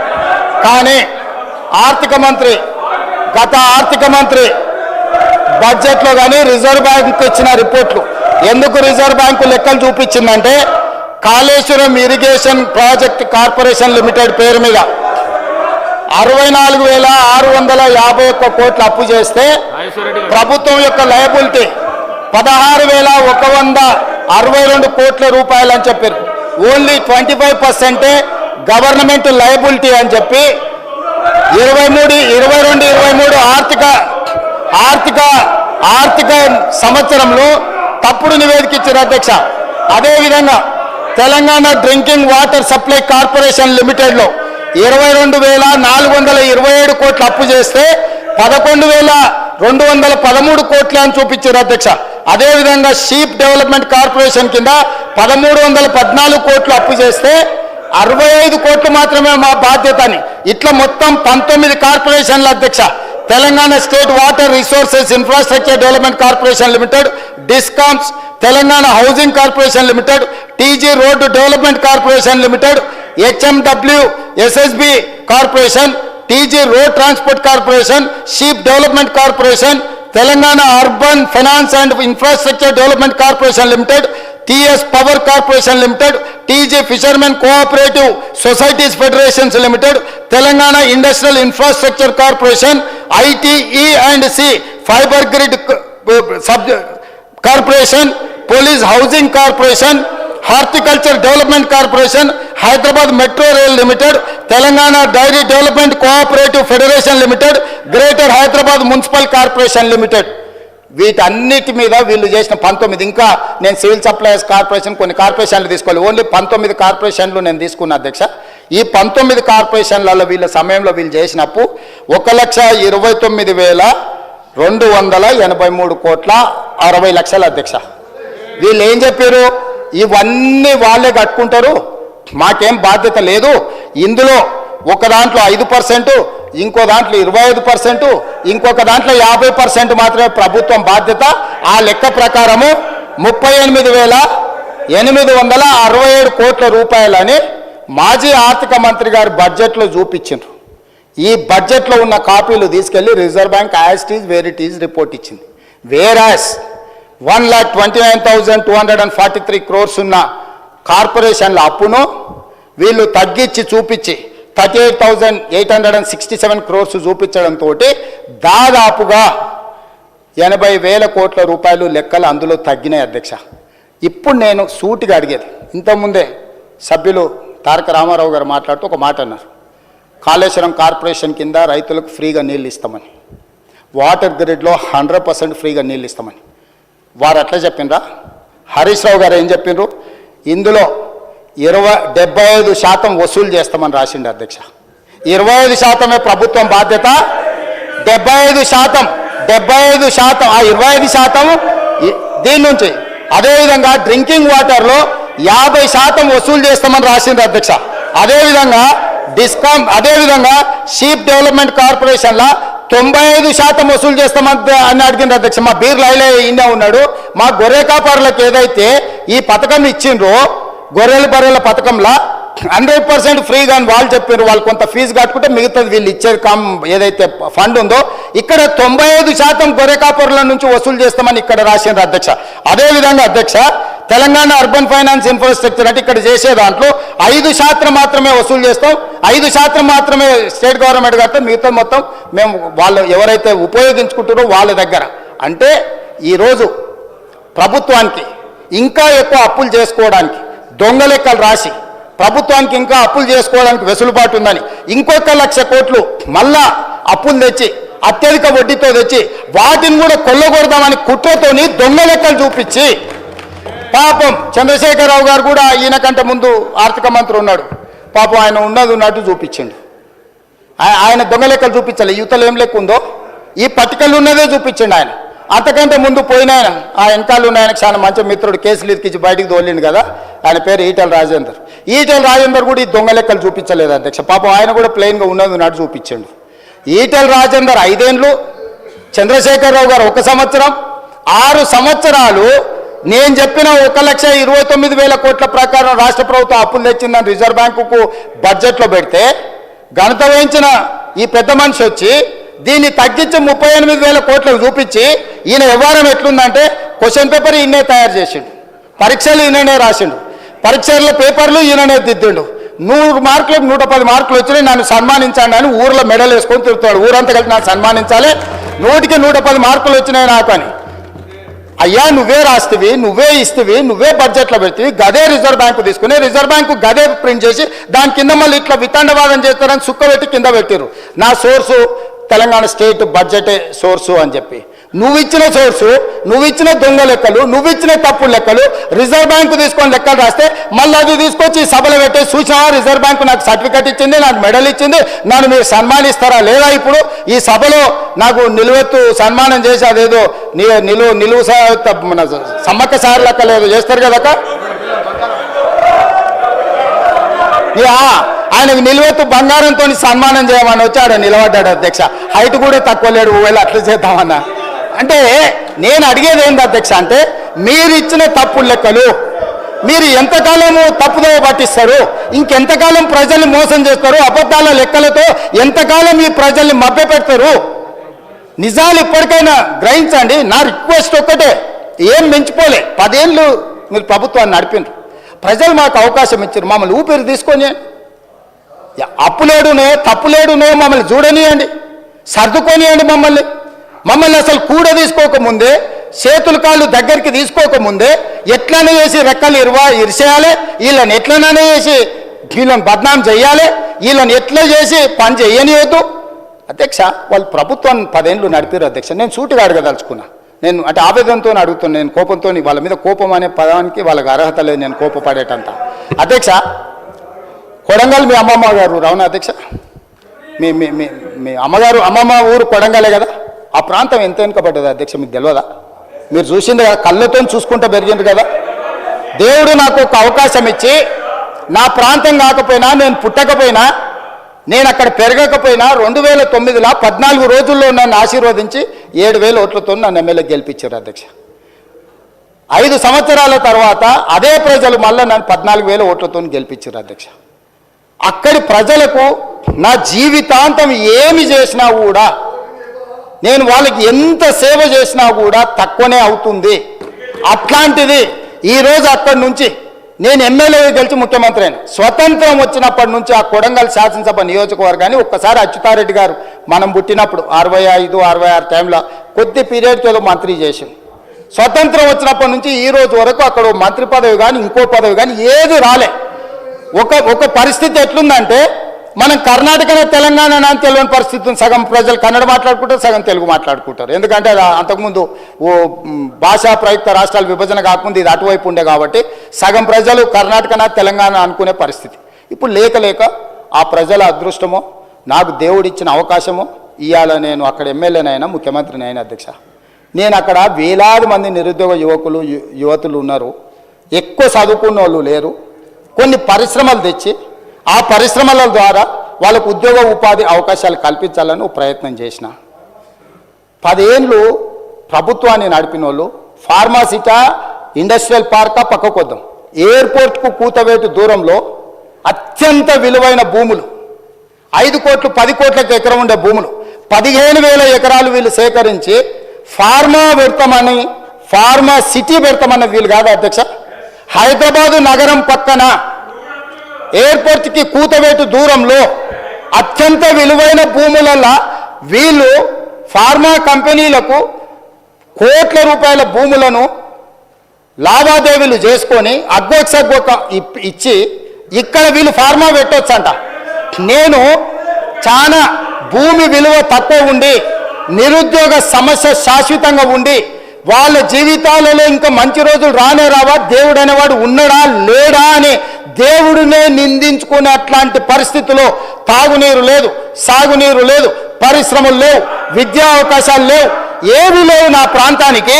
అధ్యక్ష, నేను ఒక మెడికల్ కాలేజ్ తీసుకుంటే తప్పు పడతారు, నేను ఒక ఇంజనీరింగ్ కాలేజ్ తీసుకపోతే తప్పు పడతారు, నేను ఒక పాలిటెక్నిక్ తీసుకుంటే తప్పు పడతారు, నేను ఒక ఐటీఐ తీసుకుంటే తప్పు పడతారు, నేను 2 జూనియర్ కాలేజీలు తీసుకుంటే తప్పు పడతారు, నేను 4 రోడ్లకు నిధులు తీసుకుంటే కొడంగల్కే తీసుకుపోతామని తప్పు పడతారు. నేను ఒక 1300 ఎకరాలల్లా ఎంత అధ్యక్ష, కొడంగల్ శాసనసభ నియోజకవర్గంలో దాదాపుగా 3 లక్షల ఎకరాల భూమి ఉంది అధ్యక్ష. 3 లక్షల ఎకరాలల్లా 4 గ్రామాల పరిధిలో, ఒక్క గ్రామం కూడా కాదు, 4-5 గ్రామాల పరిధిలో ఒక 1300 ఎకరాలు తీసుకొని, ఎందుకంటే బోత్ సైడ్స్ నేషనల్ హైవేస్ ఉన్నాయి, స్ట్రాటజిక్ లొకేషన్, ఈ 1300 ఎకరాల పరిశ్రమలు పెడితే ఓ 25,000 మందికో 50,000 మందికో ఉద్యోగ ఉపాధి అవకాశాలు వస్తే వాళ్ళ ఉద్యోగాలతో పాటు ఆ చుట్టుముట్టు కొంత అభివృద్ధి జరిగితే నా ప్రజలకు మేలు జరుగుతుంది. నన్ను ఇంతగా నేను ఏమైతానో, నేను ఎక్కడి నుంచి వచ్చినో తెలియనప్పుడు, నేను ఎలాంటి వాడినో తెలియనప్పుడు 15 రోజుల్లో గుండెల్లో పెట్టి చూసుకొని భుజాల మీద మోసుకొని 7,500 ఓట్ల మెజార్టీతో నన్ను ఎమ్మెల్యేని చేస్తే ఇవాళ నా చర్మం వచ్చి వాళ్ళకి చెప్పులు కుట్టించినా కూడా తక్కువనే అధ్యక్ష. అట్లాంటిది నేను విశ్వాసంతో ఆ ప్రాంతాన్ని అభివృద్ధి చేయాలి, అక్కడ ఉండే నిరుద్యోగ యువకులను ఆదుకోవాలి, అక్కడ విద్య ఉద్యోగ ఉపాధి అవకాశాలు పెంచాలని ఒక 1300 ఎకరాల భూసేకరణ చేస్తే కోట్ల రూపాయలు పంపించి మందు దాగిపించి నా మీద దాడి చేపిస్తే నేను బాధపడకపోతుంటా అధ్యక్ష. నాకు ఇది కొత్త కాదు, ఎన్ని రకాల దాడులు చేసిండో మనం చూసినాం. కానీ అధికారులు అధ్యక్ష, అధికారులు ఏం పాపం చేసిండ్రు అధ్యక్ష? అధికారులు ప్రభుత్వం ఇచ్చే ఆదేశాలను అమలు చేస్తారు.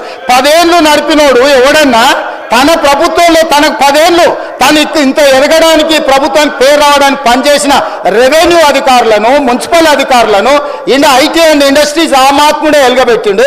అధికారులు పోతే రాళ్లతో రప్పలతో దాడులు చేపించి చంపే ప్రయత్నం చేస్తే వీళ్ళను ఏం చేయాలి అధ్యక్ష? నువ్వు చెప్పు. ఇలా కూర్చునే అర్హత ఉందా? నేను సూటిగా అడుగుతున్నా, కొడంగల్లో పరిశ్రమ పెట్టొద్దా? కొడంగల్ నిరుద్యోగ యువకులకు ఉద్యోగాలు ఇవ్వద్దా? కొడంగల్ ప్రాంతాన్ని అభివృద్ధి చేయొద్దా? కొడంగల్కు మత్తల్ నారాయణపేట కొడంగల్ ఎత్తిపోతల ద్వారా మీరు 10 ఏళ్ళు చుక్క నీళ్లు ఇవ్వకపోతే నేను 1,00,000 ఎకరాలకు నీళ్లు తీసుకెళ్లాల్సిన బాధ్యత నాకు లేదా? నా పిల్లలు మెడిసిన్ చదవద్దా? మా పిల్లలు ఇంజనీరింగ్ పాలిటెక్నిక్ చదవద్దా? దొరలు మీరే చదువుకుంటారా? పేదల పిల్లలు చదవద్దా? 95% ఎస్సీ ఎస్టీ బీసీ మైనారిటీలు ఉన్న నియోజకవర్గం నాది అధ్యక్ష. నా ప్రజలకు నేను చేయకపోతే నాకెందుకు అధ్యక్ష ఈ కుర్చీ? వీళ్ళు అడ్డం వస్తే తొక్కుకుంటూ పోయేలా చేస్తాను. అందుకే చెప్పిన అధ్యక్ష. నేను ఎందుకు చెప్పినా, నా ప్రాంత అభివృద్ధికి అడ్డం పడితే నా ప్రజలకు నేను నాకు అవకాశం వచ్చినప్పుడు చేయడానికి అడ్డుపడతారా? ఇవాళ మూసీ అభివృద్ధి చేస్తామంటే వాళ్ళు చేసిన ప్రతిపాదన. మూసీ రివర్ డెవలప్మెంట్ కార్పొరేషన్ ఎవరు అధ్యక్ష పెట్టింది? ఈ గత వహించిన ఆయన కదా పెట్టింది. దానికి పార్టీ ఫిరాయించిన ఓ ఎమ్మెల్యేను చైర్మన్ చేయలేదా? ఆయన కూడా మీకు దోస్తే కదా అధ్యక్ష? ఆయన కూడా మీ దోస్తే కదా అధ్యక్ష? ఆయనను చైర్మన్ చేయలేదా మూసీ రివర్ డెవలప్మెంట్ కార్పొరేషన్కి? ఇవాళ మూసీ వేస్తా అంటే వద్దన్నాడు, మెట్రో పొడిగిస్తామంటే వద్దన్నాడు, ఫ్యూచర్ సిటీ కడతామంటే వద్దన్నాడు, రీజనల్ రింగ్ రోడ్ వేస్తామంటే వద్దన్నాడు, రేడియల్ రోడ్ చేస్తే వద్దన్నాడు. రైతు రుణమాఫీ చేస్తామంటే వద్దన్నాడు, పిల్లల ఫీజు రియంబర్స్మెంట్ చేస్తామంటే వద్దంటుండు, ఏంది పిల్లలకు కాస్మెటిక్ ఛార్జెస్ పెంచితే వద్దంటున్నాడు, కొడంగల్లో పరిశ్రమ చేస్తా అంటే వద్దంటుండు. ఇక అన్ని వద్దన్నాక అధ్యక్ష ఈ తెలంగాణ రాష్ట్రాన్ని అభివృద్ధి పదం వైపు నడిపించాలంటాడు. ఎట్లా సాధ్యం అధ్యక్ష? ఎట్లా సాధ్యం మీరు చెప్పండి అధ్యక్ష? పరిశ్రమలు పెట్టొద్దంటివి, భూసేకరణ చేయొద్దంటివి, రోడ్లు వేయొద్దంటివి, రైళ్లు తీసుకురావద్దంటివి, రీజనల్ రింగ్ రోడ్డు కట్టొద్దంటివి, రేడియల్ రోడ్ చేయొద్దంటివి, సాగునీటి ప్రాజెక్టులు కట్టొద్దంటివి, దొంగలకు సద్దులు మోయబడుతుంది. దొంగలకు సద్దులు మోసే ఉద్దేశము ఇవాళ మీరు ఇట్లా తయారైతే తెలంగాణ రాష్ట్రం ఎట్లా అభివృద్ధి పదం వైపు నడుస్తుంది అధ్యక్ష? మీరు చెప్పండి. ఏం చేయాలి అధ్యక్ష? నేను ఇన్ని రకాలుగా తెలంగాణను అడ్డుకునేటోళ్ళని ఏం చేయాలనో సభలుండే సభ్యులేగా తెలంగాణ సమాజం కూడా నాకు సూచన చేయాలి. అధ్యక్ష నేను నల్లమల్ల అడవుల నుంచి వచ్చిన అధ్యక్ష, క్రూర మృగాల మధ్యలో పెరుక్కుంటూ వచ్చిన, తొక్కుకుంటూ వచ్చిన అధ్యక్ష. ఇక్కడికి ఉత్తగా రాలే, ఇక్కడ ఉన్నది తొక్కితే అక్కడ వేయలేదు, అట్లా తొక్కి ఇక్కడికి వచ్చిన అధ్యక్ష. ఉత్తగా రాలే, అయ్య పేరు మీదనో మామ పేరు మీదనో ఎవరి పేరు మీదనో చెప్పుకొని ఇక్కడికి రాలే అధ్యక్ష. స్వశక్తి మీద కష్టపడి వాళ్ళకు ఒకటే సభ చూసారు అధ్యక్ష. జిల్లా పరిషత్ చూసిన, శాసన మండలి చూసిన, శాసనసభ చూసిన, లోక్సభ చూసిన, ఇవాళ ముఖ్యమంత్రికి వచ్చిన అధ్యక్ష. వాళ్ళకంటే వాళ్ళు అమెరికాలో లేకపోతే ఆంధ్రాలో విజ్ఞానంలో గుంటూరులో చదువుకున్న సాగు తెలివితేటలు ఉండొచ్చు, నాకు సామాన్యుడు తెలివితేటలు అధ్యక్ష. రైతు బిడ్డను అధ్యక్ష, నేను అడవుల్లో నుంచి వచ్చిన అధ్యక్ష. పులులు ఉంటాయి అధ్యక్ష నేను ఉన్న దగ్గర, పులుల నుంచి, సింహాల నుంచి, మృగాల నుంచి ఎట్లా బయటపడాలో నాకు తెలుసా అధ్యక్ష. అల్లా తప్పగా రాలే, ఆషామాషిగా మాట్లాడితే. ఎందుకంటే ఈ హోదా, ఈ బాధ్యత ప్రజల కోసం ఇచ్చిందని, నా వ్యక్తిగతమైన కోప తాపాలతో ఈ బాధ్యత నెరవేర్చొద్దని చాలా ఓపికగా, చాలా మర్యాదగా, గౌరవంగా ఈరోజు ఉన్న అధ్యక్ష. నేను ఒక్కటే అడుగుతున్నా అధ్యక్ష ప్రతిపక్షాన్ని, రీజనల్ రింగ్ రోడ్డు వేసుకుందామా వద్దా? రేడియల్ రోడ్స్ వేసుకుందామా వద్దా? మన ఫ్యూచర్ సిటీని కట్టుకుందామా వద్దా? మూసీని నిర్మించుకుందామా వద్దా? మెట్రో రైలును పొడిగించుకుందామా వద్దా? హైదరాబాద్లో ఫ్లైఓవర్లు కట్టుకుందామా వద్దా? హైదరాబాద్లో టన్నెల్స్ కట్టుకుందామా వద్దా? అక్బరుద్దీన్ ఓవైసీ గారిని నేను రిక్వెస్ట్ చేస్తే, హైదరాబాద్ అభివృద్ధి కోసం is very much concerned about Hyderabad development. ఈ not today, yes, time and again he has demanded to Rajshekhar Reddy, to Chandrababu Naidu, Rosai, to Kiran Kumar Reddy, including Chandrasekhar Rao. But the then government, they never reacted on old city development. I have told clearly, this is not old city, this is original city. I have to develop original city. That is what my commitment, that is what I am doing. So, ఒక సభ్యులు వారితోని వారి యొక్క London నుండి యాదృచ్ఛికంగా నేను request చేసి తీసుకెళ్ళి, మనం ప్రపంచ దేశంలో జరిగిన అభివృద్ధిని చూసి మన రాష్ట్రాన్ని, మన నగరాన్ని మనం ఎట్లా అభివృద్ధి చేసుకుందాం ప్రయత్నం చేస్తామని సహకారం అడిగిన అధ్యక్ష. మన టీంను పంపించిన సౌత్ కొరియాకి చూసి రాపోండి అని, వాళ్ళ ఎమ్మెల్యేలను ఆబ్సెంట్ చేయించిండు ఒత్తిడి చేసి. నేను ఆల్ పార్టీ కమిటీ పంపించిన అధ్యక్ష, నేను నా ఎమ్మెల్యేలను పంపించాలి, అధికారులను పంపించిన. ఎందుకంటే ఇతర దేశాలలో జరిగిన అభివృద్ధిని చూడడం ద్వారా దుబారా తగ్గించడం ఎట్లా, ప్రపంచంతో పోటీ పడడం ఎట్లా అనే దాంతో నేను కొన్ని దేశాలు తిరిగి వచ్చిన. తమరు చూసి వచ్చారు, south Korea council chairperson Sukhender Reddy గారు చూసి వచ్చిండ్రు, ఎమ్మెల్యేలు పోయి వచ్చిండ్రు. వాళ్ళ ఎమ్మెల్యేలు పోతామంటే ఆఖరి నిమిషంలో వాళ్ళని పోవద్దని ఒత్తిడి చేసి వాళ్ళని పోనీయలేదు అధ్యక్ష. నేను ఒకటే అడుగుతున్నా అధ్యక్ష, ఏం బుద్ధి ఇది అధ్యక్ష? ఏం బుద్ధి ఇది? ఇది మంచిదా తెలంగాణ రాష్ట్రానికి?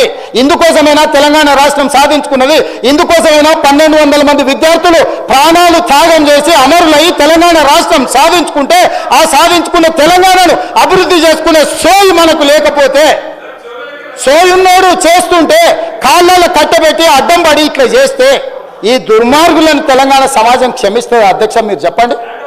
ఈ ఆర్థిక ఉగ్రవాదులను తెలంగాణ సమాజం ఎంతకాలం భరించాలని నేను అడుగుతున్నా అధ్యక్ష.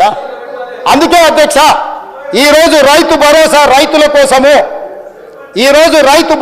రైతుల కోసము, నగర అభివృద్ధి, ఉద్యోగాలు చేసుకున్న విద్యార్థుల కోసము, విద్యను పెంపొందించడము, సాంకేతిక నైపుణ్యము, young India skills university, young India sports university, young India integrated residential schools, ఇవన్నీ వినూత్నమైన ఆలోచనలు. మీరు స్పోర్ట్స్ స్టేడియంలు గతంలో కడితే దేనికి ఇచ్చిండు అధ్యక్ష? సన్బర్న్ పార్టీలకు ఇచ్చిండు అధ్యక్ష, డ్రగ్స్ తీసుకునే పార్టీలకు ఇచ్చిండు అధ్యక్ష. సిగ్గులేదు అధ్యక్ష. స్టేడియం క్రీడల కోసం నిర్మించిన గచ్చిబౌలి స్టేడియంలో తాగి ఊగడానికి ఎవడన్న బాధ్యత ఉన్నాడు ఇస్తాడా అధ్యక్ష? అట్లాంటి పనులు చేసి మళ్ళీ ఇక్కడికి వచ్చి వాదిస్తారు, ఇక్కడికి వచ్చి దబాయిస్తారు. ఏంది అధ్యక్ష ఇది? ఇవన్నీ కూడా నేను కోపంతో చెప్తలేను అధ్యక్ష. తెలంగాణ సమాజం ఆలోచన చెయ్యాలి. అక్కడున్న మిగతా సభ్యులకు కూడా తెలంగాణ సమాజం పట్ల కొంత కమిట్మెంట్ ఉన్న పార్టీలు ఉండు. విధి లేని పరిస్థితుల్లో, తప్పని పరిస్థితుల్లో, రాజకీయ విధి లేని పరిస్థితుల్లో ఉండొచ్చు. అట్లాంటి వాళ్ళు సావాసం చేయకండి. వాళ్ళు కేవలం దొంగలకు సద్దులు మోసేటోళ్ళే. తెలంగాణ సమాజం కోసం పనిచేసే వాళ్ళు కాదు. అక్కడ ఉండే మా సహచరులు కొంతమంది ఆఖరి బెంచీల వాళ్ళు ఉండ్రు, నాకు కావాల్సిన వాళ్ళు. వాళ్ళకి తెలుసు వాళ్ళ ఆవేదన, వాళ్ళ బాధ వాళ్ళు కూడా మీకు తెలుసు అధ్యక్ష. విధి లేని పరిస్థితుల అచేతనంగా వాళ్ళు వాళ్ళు వాళ్ళు వాళ్ళు బాధపడుతున్నారు. ఎందుకంటే వాళ్ళు ఈ నగరం వాళ్ళు అధ్యక్ష. ఇక్కడనే పుట్టిరు, ఇక్కడనే పెరిగిరు. ఈ నగరం అభివృద్ధి ఎంతో వాళ్ళ గౌరవం పెరుగుతుంది. ఇవాళ ఈ నగరం పరిస్థితి ఢిల్లీ చూసిరు కదా అధ్యక్ష. ఢిల్లీ కాలుష్యం వల్ల బడులు బంద్ అయినాయి, వ్యాపారాలు బంద్ అయినాయి, పార్లమెంటు బంద్ అయింది. అక్కడ ఉన్న వాళ్ళందరూ వలసలు పోతున్నారు ఇతర ప్రాంతాలకు. హైదరాబాద్ నగరాన్ని కూడా అట్లా చేసుకుందాం అధ్యక్ష. నల్గొండ జిల్లా ఏం పాపం చేసింది అధ్యక్ష? మా ఎంకన్నా పదే పదే మాట్లాడుతుంటే మీరు విన్నారు కదా. ఏం పాపం చేసి ఫ్లోరైడ్ భూమిలో ఉంటే ఆ ఫ్లోరైడ్ బాధితులు ఇప్పటికీ తరతరాలుగా కాలు వంకర, నడుము వంకర ఇవాళ బతకలేని పరిస్థితి నల్గొండ జిల్లాలో ఉంటే ఎస్ఎల్బిసి టన్నెల్ ద్వారా 3.5 లక్షల ఎకరాలకు నీళ్ళు ఇచ్చి ఆ నల్గొండ జిల్లాను బాగు చేయాలని ఈరోజు బ్రాహ్మణవేలి కానీ, పిల్లాయపల్లి కాలువ కానీ, ధర్మారెడ్డి కాలువ కానీ ఈ ప్రాజెక్టులని పూర్తి చేయాలని వాళ్ళు కంకణం కట్టుకొని ప్రయత్నం చేస్తే 10 ఏళ్ళు పడవ పెట్టిండు అధ్యక్ష. ఎస్ఎల్బిసి 32 కిలోమీటర్ల ఆనాడు ఉమ్మడి రాష్ట్రంలో టన్నెల్ పూర్తి చేస్తే 10 కిలోమీటర్ల టన్నెల్ పూర్తి చేయకుండా నల్గొండకు అన్యాయం చేశారు, ద్రోహం చేశారు అధ్యక్ష. అన్యాయం అనేది దీన్ని. అక్కడ ఉన్న జగదీశ్వర్ రెడ్డి గారిని గుండెల మీద చేసుకొని చెప్పమని వాళ్ళు చేసింది కరెక్ట్ అని 10 ఏళ్ళు 10 కిలోమీటర్లు టన్నెల్ తవ్వకపోవడం కేసీఆర్ గారి గొప్పతనం, మా పార్టీ సాధించిన విజయం అని జగదీశ్వర్ రెడ్డి గారు చెప్పగలరా నల్గొండ ప్రజలకని నేను అడుగుతున్నా అధ్యక్ష. ఇవాళ ఈ నగరం నుంచి వెలువడుతున్న కాలుష్యం, పరిశ్రమల నుంచి తీసుకొచ్చి పోస్తున్న కాలుష్యం, ఈరోజు ఫార్మా కంపెనీల నుంచి అదర్ ఇండస్ట్రీస్ కాలుష్యం, ఇదే కాదు అధ్యక్ష. పశువుల కలేబరాలు, మనుషుల శవాలు ఈరోజు కొట్టుకుపోయి నల్గొండ ప్రజలకు శవాలను తెల్లారి లేస్తే ఏ శవాన్ని చూడాల్సి వస్తుందో అని వాళ్ళు బాధతోని ఈరోజు బతుకుతున్నారు అధ్యక్ష. భయంతో బతుకుతున్నారు అధ్యక్ష. ఇలా మూసి పరివాహక ప్రాంతంలో పండించిన పంట ఏది తినట్లేదు అధ్యక్ష. నేను మొన్న పోయినప్పుడు ఆడపిల్లలు తల్లులు వచ్చి అన్నారు, కొత్తగా పెళ్ళి అయితే పిల్లలు కూడా పుట్టట్లేదు ఈ నీళ్ళ వల్ల, మేము గర్భం దాల్చాలంటే కూడా మాకు భయం అవుతుంది అని ఆడబిడ్డలు వచ్చి చెప్పినారు అధ్యక్ష. మూసి ప్రక్షాళన చేస్తాము, మూసిలో ఒక మంచి నీళ్లు నల్గొండ జిల్లాకు పంపుదాము. ఆ నల్గొండ జిల్లా దేవుడు ఒకవేళ వాళ్ళకి శాపం పెట్టినా ఆ శాపాన్ని మనం కష్టపడి కడుక్కుందాం అని అంటే మూసి గట్టొద్దు, ఎట్లా కడతావో నేను చూస్తా అంటాడు అధ్యక్ష. ఇదేనా అధ్యక్ష ప్రధాన ప్రతిపక్షం చేయాల్సిన పని? వీళ్ళు ఇట్లనే ఉంటారు అధ్యక్ష. మరి ఆయన ఇదే చెప్పి తోలుతున్నాడా వీళ్ళ? నిన్న అక్బరుద్దీన్ ఓవైసీ గారు అదే అడిగారు, ఆయన ఇచ్చిన ట్రైనింగ్ ఇదేనా వాళ్ళు ఇచ్చిన ట్రైనింగు? ఇవాళ ఇట్లా తయారైతే, విధ్వంసకారులుగా తయారైతే, తెలంగాణను విధ్వంసం చేయాలని వీళ్ళు బయలుదేరితే ఇట్లాంటి విధ్వంసం చేసేటోళ్లకు ఎలాంటి బరి తెగించిన క్రూర ముగాలనైనా బోనులు బంధించే శక్తి నా సభకు, నా సభ్యులకు ఉంది అధ్యక్ష. నేను ఇవాళ సవాలు విసురుతున్నా, రా నల్గొండ పోదాం, భువనగిరి పోదామా, నల్గొండ పోదామా, ఆలేరు పోదామా, రంగారెడ్డి జిల్లా పోదామా, ఎల్బీ నగర్ పోదామా, మహేశ్వరం పోదామా, నకరేకల్ పోదామా, మరి రాజగోపాల్ మునుగోడు పోదామా, ఏడికి పోదామా, రాండి బావబామర్దులు ఇద్దరు. నేను రాజగోపాల్ గారు గన్మెన్లు లేకుంటేస్తే మీరిద్దరు గన్మెన్లు లేకుంటారా అని ప్రజల దగ్గర పోదాం, అడుగుదాం. మూసి కట్టాలన్నా, మూసి కడగాలన్నా వద్దా, మూసి ప్రక్షాళన చేయాలన్నా వద్దా, నల్గొండ ప్రజలను అడుగుదాం అధ్యక్ష. ఎంత దుర్మార్గం అధ్యక్ష. ఉమ్మడి రాష్ట్రంలో కూడా వాళ్ళు ఇంత ద్రోహం చేయలేదు, అంతకంటే ద్రోహులుగా తయారైనరు. ఇదేంటి అధ్యక్ష ఈ కక్ష, ఈ రకమైన వ్యవహారము? కాబట్టి దయచేసి అధ్యక్ష ఈ చర్చ రైతులకు ఉపయోగపడేటట్టు ఉండాలి.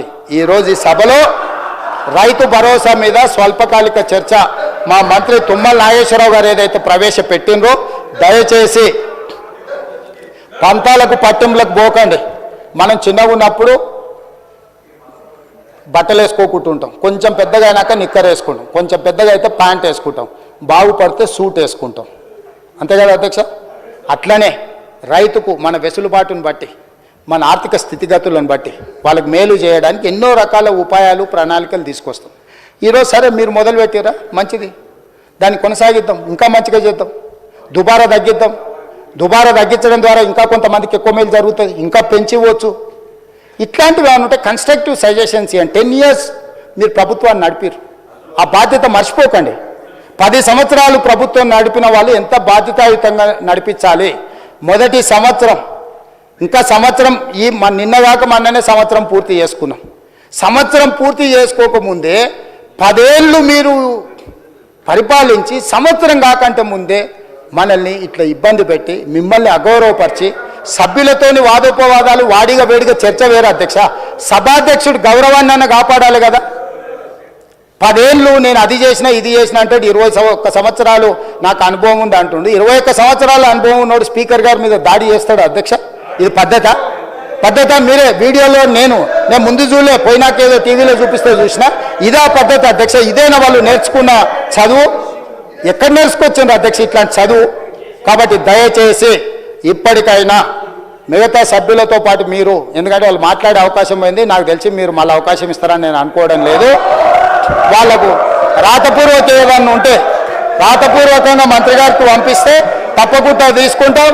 మీరు అందరికి అవకాశం ఇవ్వాలి, ఏ పార్టీలు వాళ్ళ సూచనలు, ఎందుకంటే ఇది అత్యంత కీలకమైన విషయం కాబట్టి మిగతా సభ్యులందరూ కూడా అవకాశం ఇవ్వండి. పాయల శంకర్ గారికి మరొకసారి నా విజ్ఞప్తి, తప్పకుండా మీరు లేవనెత్తిన అంశాలు, అదేవిధంగా రైతులకు వ్యవసాయ పొలాలకు వెళ్ళడానికి అవసరమైన రోడ్ల గురించి వారు ప్రస్తావించారు. మీరు నేను అనుకుంటే NREGSలో కొంత స్టేట్ గవర్నమెంట్ ఏదో విధంగా రాష్ట్ర కేంద్ర ప్రభుత్వాలు ఒకరికొకరు సహకరించుకొని మీ ఫ్లోర్ లీడర్ మహేశ్వర్ రెడ్డి గారితో సమయం తీసుకుంటే అందరం కలిసి ఢిల్లీకి వెళ్దాం. కేంద్ర ప్రభుత్వానికి వెళ్తే నాకు ఎలాంటి బేసిజాలు లేవు.